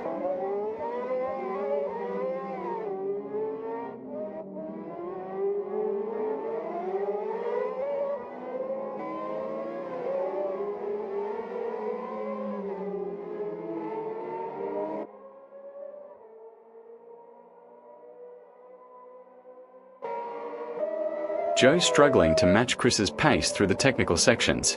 That gap stretching to over a second now, and with 3 laps left, he needs to find something quick. Chris is controlling it perfectly. He's not pushing flat out, just managing the gap and keeping Joe honest. Classic championship driving at Monaco.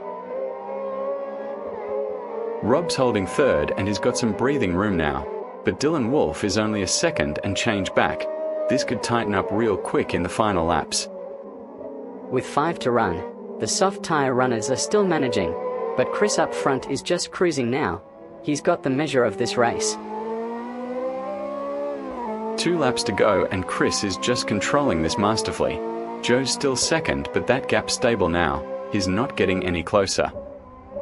Dylan Wolf's the one to watch in 4th. He's only 800ths behind Rob, and if he can find one good corner, he could make something happen in the final stint.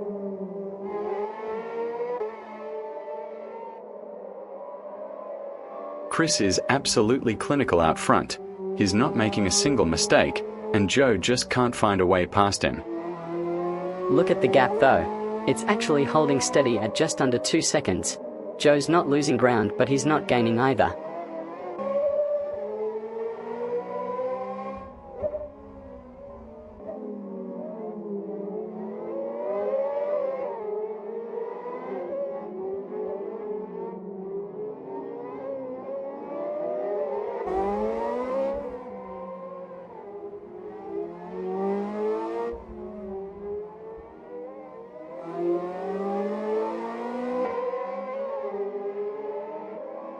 Monaco at its finest.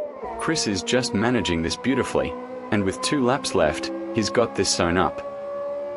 The real battle's in the middle order though.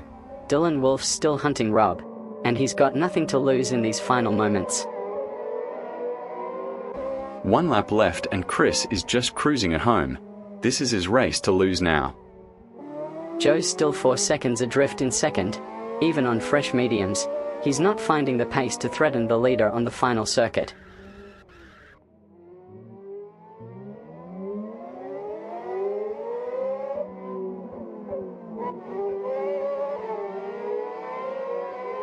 Last lap of the race. Chris just has to bring it home, and Joe's running out of time to make something happen. Dylan Wolf's only 3/10ths behind Rob in third, so there's still a scrap on for that final podium spot.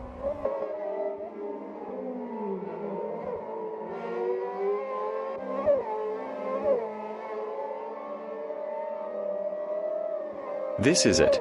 Final lap at Monaco, and Chris just needs to nurse it home without drama.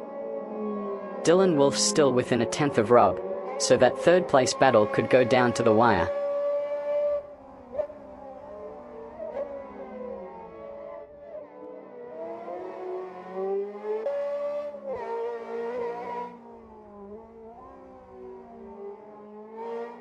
Chris is absolutely in control up front. Joe's giving everything, but the gap's still nearly a second. This is Chris's championship moment right here. Dylan's right on Rob's gearbox for third, but with 1 lap to go, that's as close as it'll get unless Rob makes a mistake in the final sector. Joe's given everything today, but Chris just won the checkered flag. Chris wins. What a drive. Absolutely brilliant. Chris takes the victory. A well-executed race from start to finish. And that's it. Chris takes the win at Monaco. What a drive. What a performance under pressure. Dominant from start to finish, Joe closed the gap but never had the pace to genuinely threaten, and that's the race. What a night we've had here at Monaco. Chris was sublime, Joe fought hard, and the whole field showed us real racing. Stick around, because we've got race 2 coming up in just a few moments, and it could all change. Chris bagged the points when it mattered most. See you back here shortly for round 2.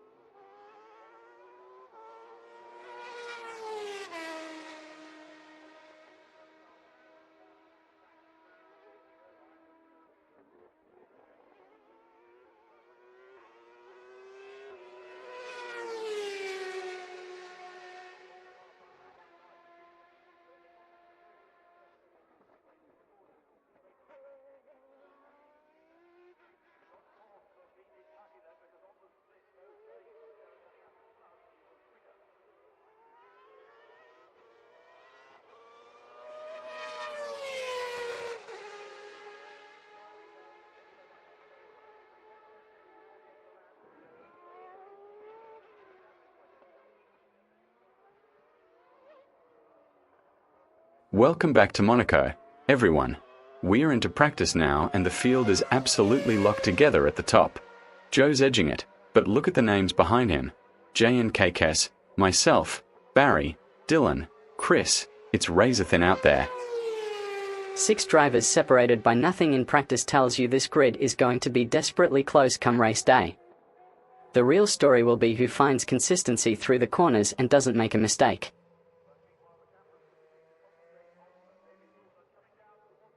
Three minutes left and everyone's still in the garage. I reckon they're all squeezing out one last setup change before the checkered flag. Makes sense. Monaco rewards precision, so even tiny adjustments to brake balance or wing angle could be worth a 10th or 2 in the final runs.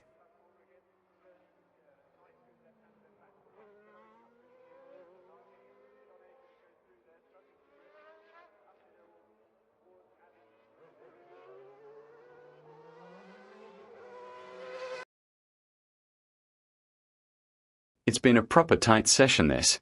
Everyone's quick, but nobody's pulling away. That's the Monaco effect though, isn't it? One mistake and you're in the wall. so you're constantly hunting for that 10th without overdoing it.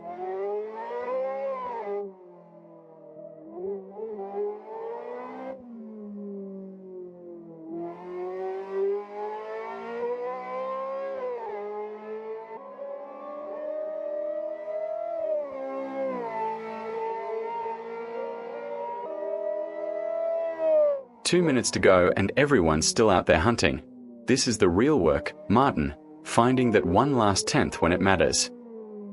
Absolutely, and you can see Dylan pushing hard on his current run. No mistakes yet, which at Monaco is half the battle already won.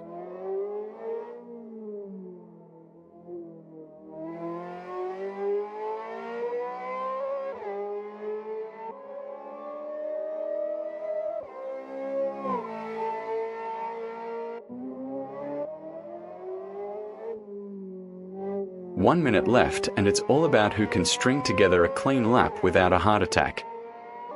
Joe's just come out of the pit box too, so he'll be hunting for that final improvement on fresh legs. Dylan's holding that P1 spot with a 2 minutes and 30.2 seconds. That's the benchmark everyone's chasing in these final seconds. Stefan's still out there pushing, but with most of the field in the pits now, it's looking like Dylan's got it locked down for the session.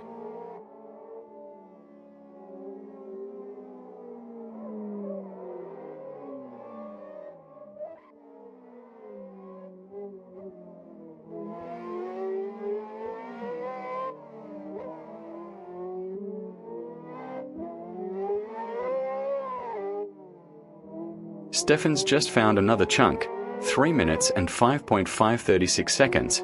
That's a proper improvement in these final moments. He's closing the gap to Dylan, but with 60 seconds left, that benchmark of 2 minutes and 30.2 seconds is still the one to beat here at Monaco.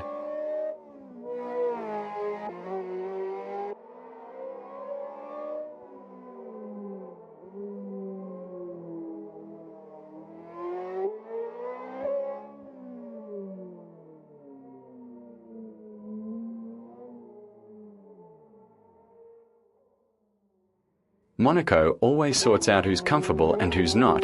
Dylan's clearly got the measure of this car already. The Ferrari's balance seems decent here, but Stefan's still nearly 40 seconds off the pace, so there's clearly a lot to find if you're not quite nailing the rhythm.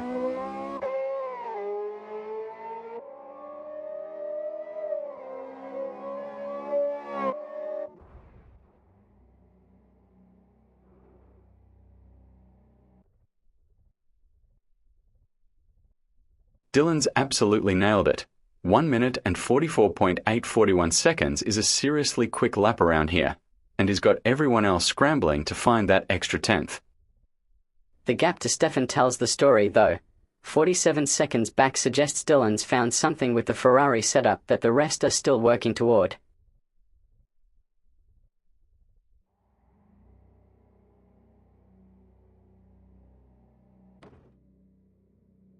Four minutes left and everyone's still out there hunting. Joe and Chris are right on pace with Dylan's benchmark, so there's definitely more to come.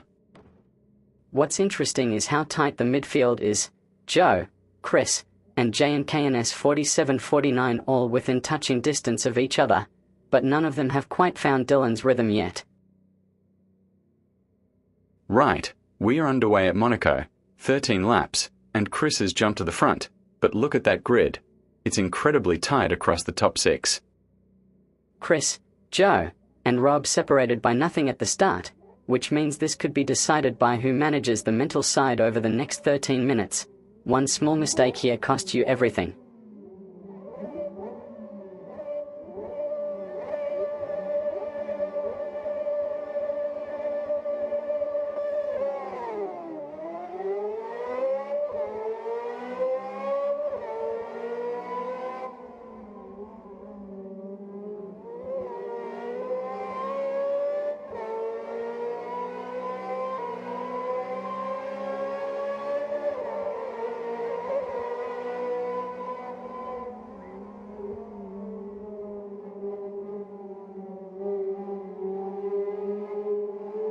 And we are racing. The field accelerates away, chaos into the first corner. everyone looking for position. A lot of movement in those first few seconds. We'll sort out who's where as they come through.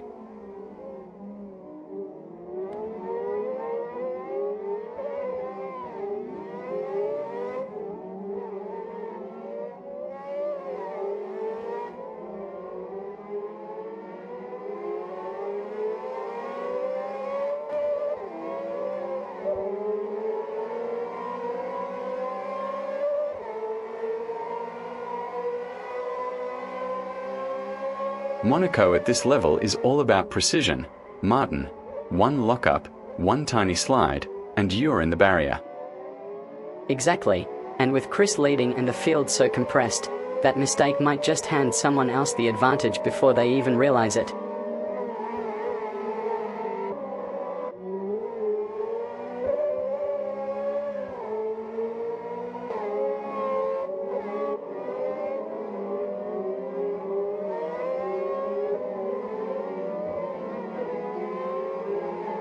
You know, Martin, this Ferrari feels planted through the high-speed stuff, but Monaco's all about those tight transitions. One misjudgment and you're learning the wall intimately. True, and with everyone bunched up like this at lap 0, the real test is who stays calm when someone inevitably starts pressuring from behind. Wiley's just posted a 1 minute and 55.015 seconds. That's a proper improvement, but Chris is still the one to beat up front. The gap's marginal across the top 6, which means one good lap from any of them closes it down instantly.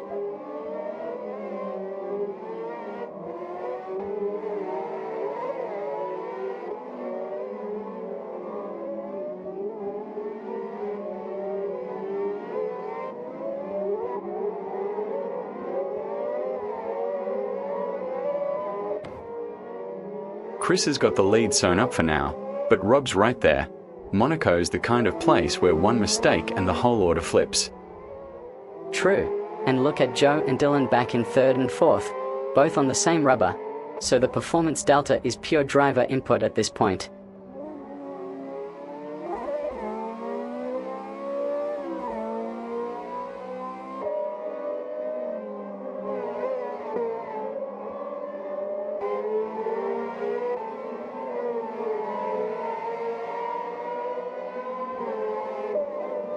Rob's keeping Chris honest right now.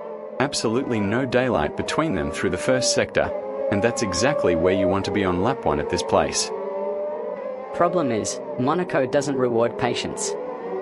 One lockup, one half a wheel on the curb, and you're in the wall. That's the real pressure Chris and Rob are dealing with. Rob's closing in on Chris through the technical section. You can see him probing, looking for that one lap advantage. Thing is, Chris set the fastest lap of the race already, so Rob's chasing someone who's clearly comfortable with the setup right now. We are into lap 2 now, and Dylan Wolf is all over Joe. Just 400s back and forth, and both of them hunting hard for that podium spot. Dylan's got nothing to lose pushing into the quick sections, but Joe's experience on Monaco should count for something if he can manage his tires over the next 10 laps.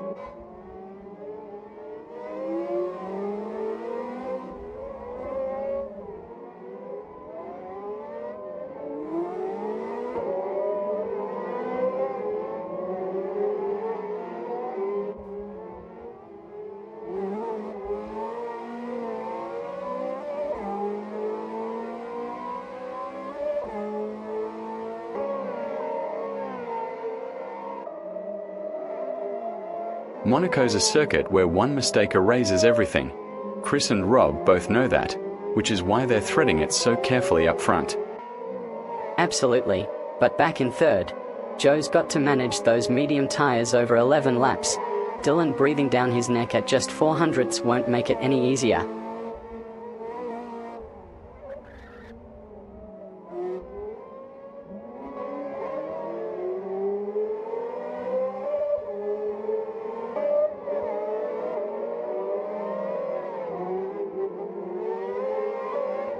You know, it's fascinating how tight this midfield is. Freezer's only 1/10 back from our man Wally in 6th. This grid is absolutely packed. Monaco does that. One small lockup or a slightly poor exit and you're bleeding tenths to the car behind. There's no margin for error out here. Lap 3 and we've got a genuine 3-car scrap at the front. Chris and Rob are locked together, absolutely nose to tail through the technical sections. Rob's not giving an inch, but Chris has got that extra tenth in hand when it matters. The gap's stable but the tension's building with 10 laps still to go. Chris is managing that gap beautifully. He's not pushing flat out, just controlling the pace and keeping Rob at arm's length. Smart driving, but that means Rob's got the mental edge. He knows Chris isn't attacking, so the pressure's entirely on the Ferrari in front to make a mistake.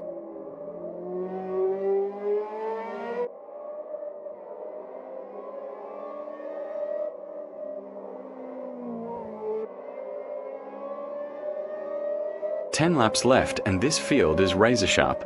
One wrong move at Monaco and you're collecting the barriers. There's nowhere to hide. Joe's holding third nicely on the mediums, but the real question is whether Dylan can mount any pressure on Rob from fourth. The gap's less than a second.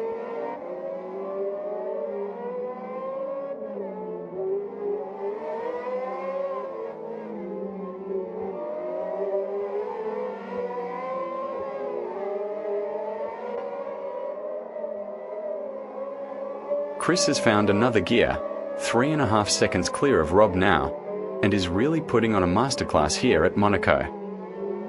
The gap opened up quickly that lap. Rob might be struggling with confidence after a few corners, or Chris has simply decided it's time to build some breathing room with 9 laps to go.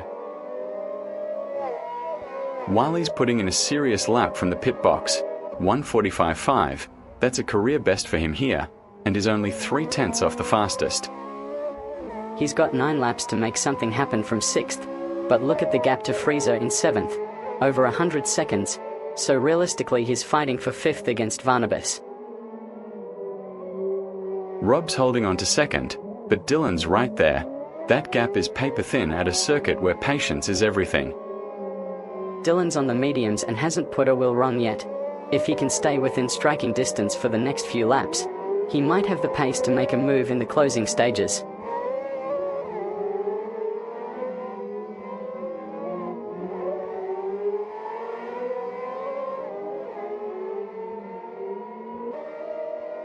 Monaco's a funny old place.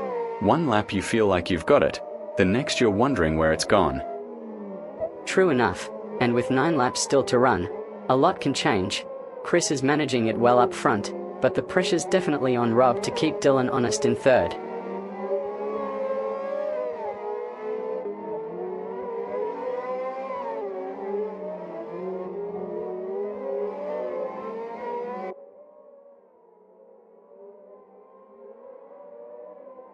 Chris is just disappearing into the distance now.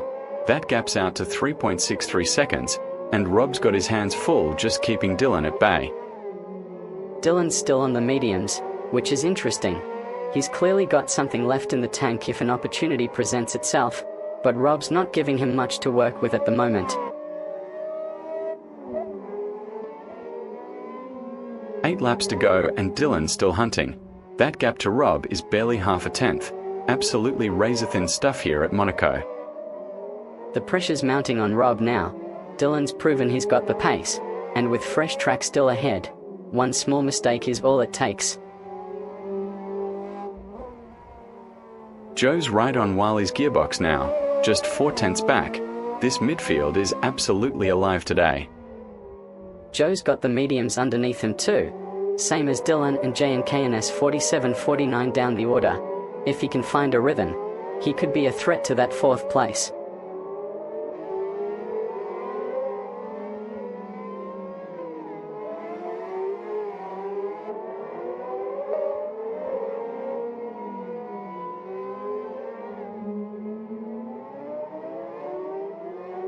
Dylan's absolutely relentless. Martin, that gap to Rob is under 6/10 now, and you can feel the intensity building with every lap. Rob's defending well considering the pressure, but Dylan's clearly got the pace. One lockup or small error in these final 8 laps and that podium position's gone.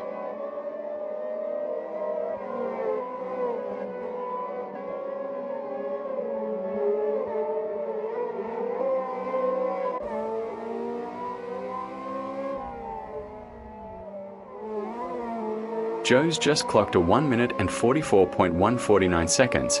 That's a personal best, and is putting real pressure on that fourth place ahead of him. He's closing the gap to Joe methodically. Those mediums are still working well for him, and with 7 laps left, he's got time to make something happen.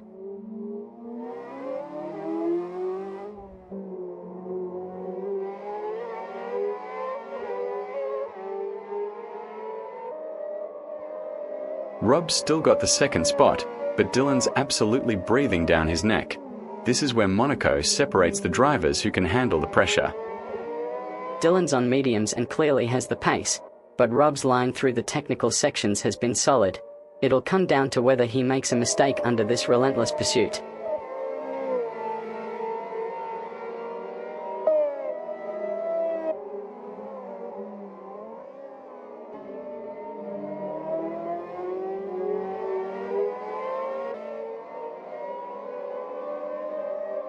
Chris is absolutely comfortable up front, mate.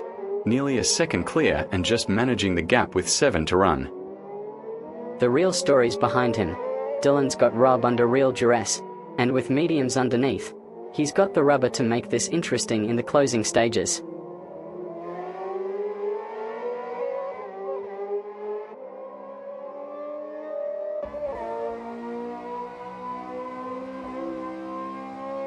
Down to 6 laps now, and Joe's still digging.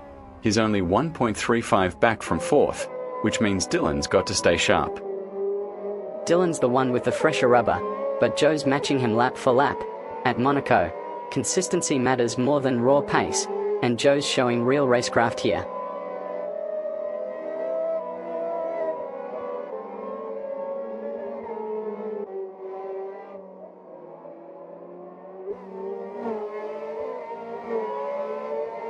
Joe and Dylan are separated by hundredths now. This is Monaco at its finest, mate, pure attrition and nerve. Dylan's on mediums, Joe's matching him, but the gap to fourth is closing. If Joe gets a toe down the straight, this could get very spicy indeed.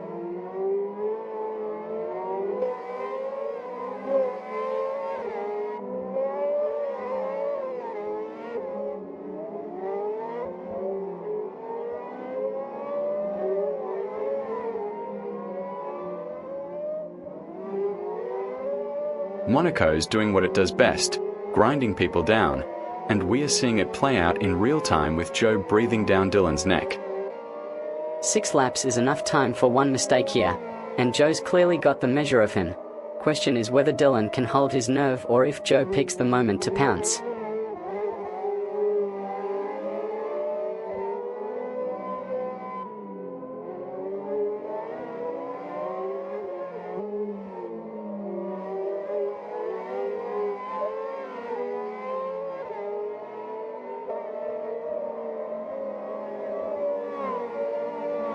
Rob's still hunting Chris up front, but look at that gap, nearly a second between them now, and I reckon Chris is just managing it beautifully at this point. Rob's had a couple of quicker sectors, but Chris isn't giving him anything. At Monaco you've got to be clinical, and Chris is exactly that.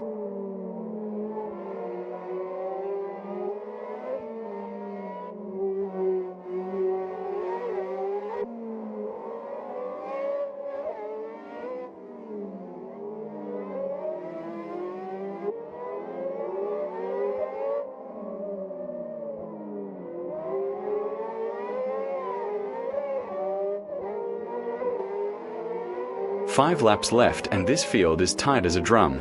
Look at XGN's 47.49 in 8th, only 3/10 back from Luke. That's championship material right there. The mediums are holding up remarkably well given the track temperature. Dylan, Joe, and JNKNS are all on the same rubber, so it'll come down to who can thread the needle cleanest.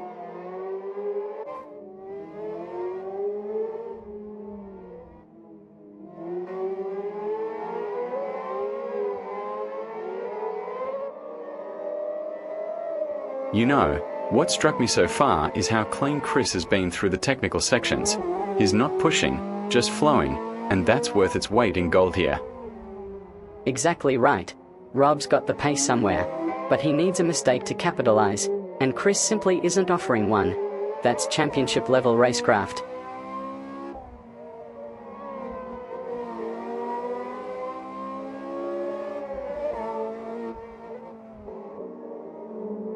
Four laps to go and Chris is absolutely locked in.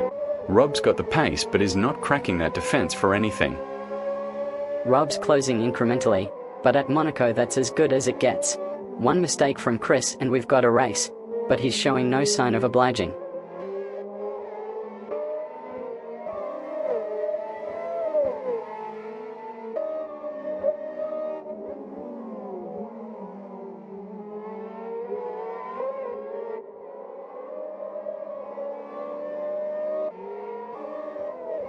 Look at Barnabas though, only 1400ths back from Joe in fourth.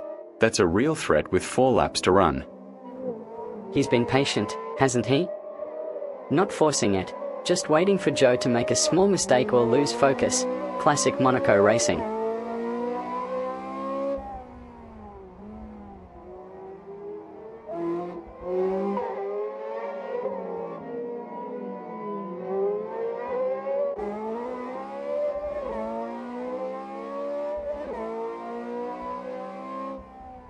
Luke's got XGN 4749 right on his gearbox now. Less than a second separating 6th and 8th, and that's proper racing for the points. Midfield's tightening up nicely. XGN 4749's on mediums, so there's tyre life to play with, but this circuit doesn't reward patience. He'll need to make something happen soon.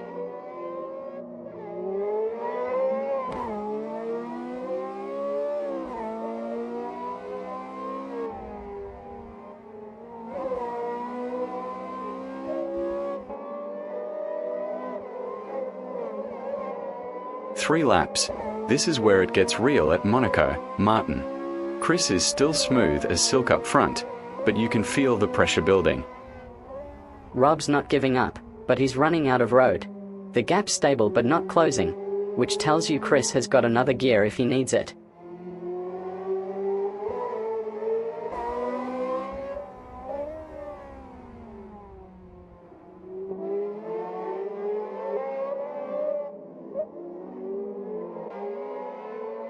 Monaco's brutal, isn't it? One mistake and you're in the wall, and with 3 laps left, everyone's at absolute boiling point. The gap between Dylan in third and Joe in fourth is razor thin at half a tenth. One good exit and that position changes hands.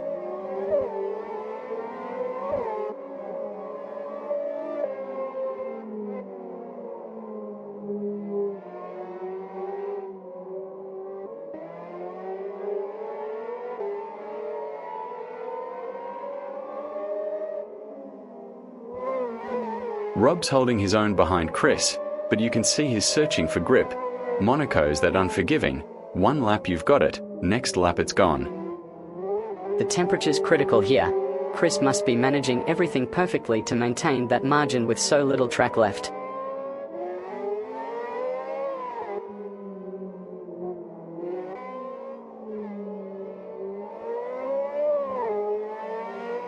Dylan and Joe are trading paint back there. Literally hundreds between them, and with Monaco's walls waiting, one of them's going to crack.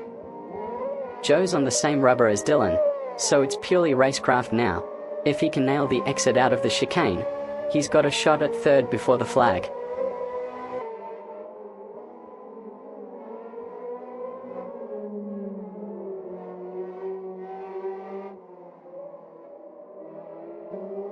Two laps to go and Chris is still smooth as silk out front. That's championship composure right there. Rob's still hunting, but he needs a mistake from Chris to capitalize. At 0.78 seconds, that's not happening on Monaco.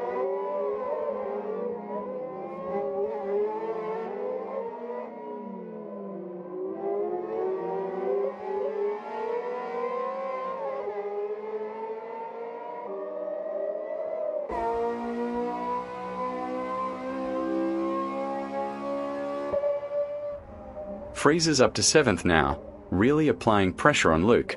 That's where the real battle is with 2 laps left. Luke's got about 4 tenths in hand, but Freezer's closing. If there's any hesitation into the braking zones, that gap evaporates quickly.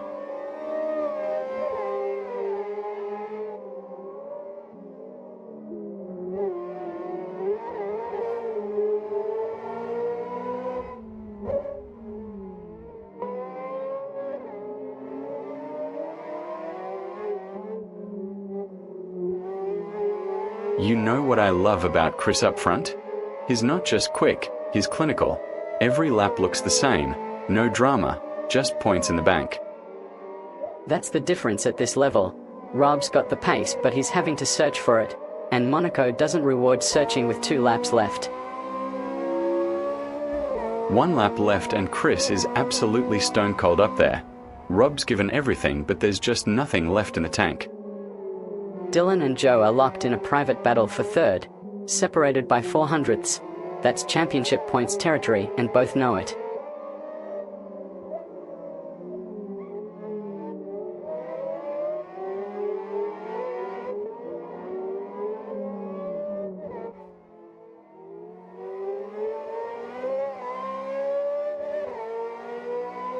Last lap of the race, and Chris is absolutely bulletproof up there. Rob's chase is valiant, but it's just not happening today. The real intrigue is behind them. Dylan and Joe are separated by less than half a tenth, and Barnabas lurking just 4/10 further back. That's 3 drivers fighting for podium points on the final tour.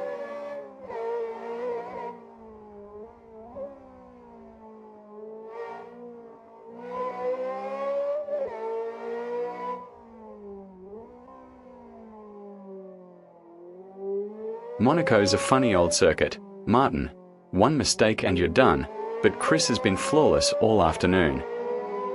It's a track that rewards precision over aggression, and that's exactly what we are seeing. Rob's been pushing hard. Chris takes the win. What a race that was, brilliant stuff from start to finish. Race result, Chris wins. We'll break down the key moments shortly. And that's it. Chris takes the win at Monaco. Absolutely dominant performance, and Wesley Thainso brings it home second, nearly 13 seconds back. Rob deserved better than third given the pace he showed, but this is Chris's day. He controlled it from the front, and that's what champions do. What a brilliant drive from Chris today. He's shown exactly why he's leading the championship, and Wesley managed to keep pace for most of it, but in the end, class told. Thanks for joining us for Race 1. Stick around, we've got another feature race coming up shortly, and tonight's still got plenty to give.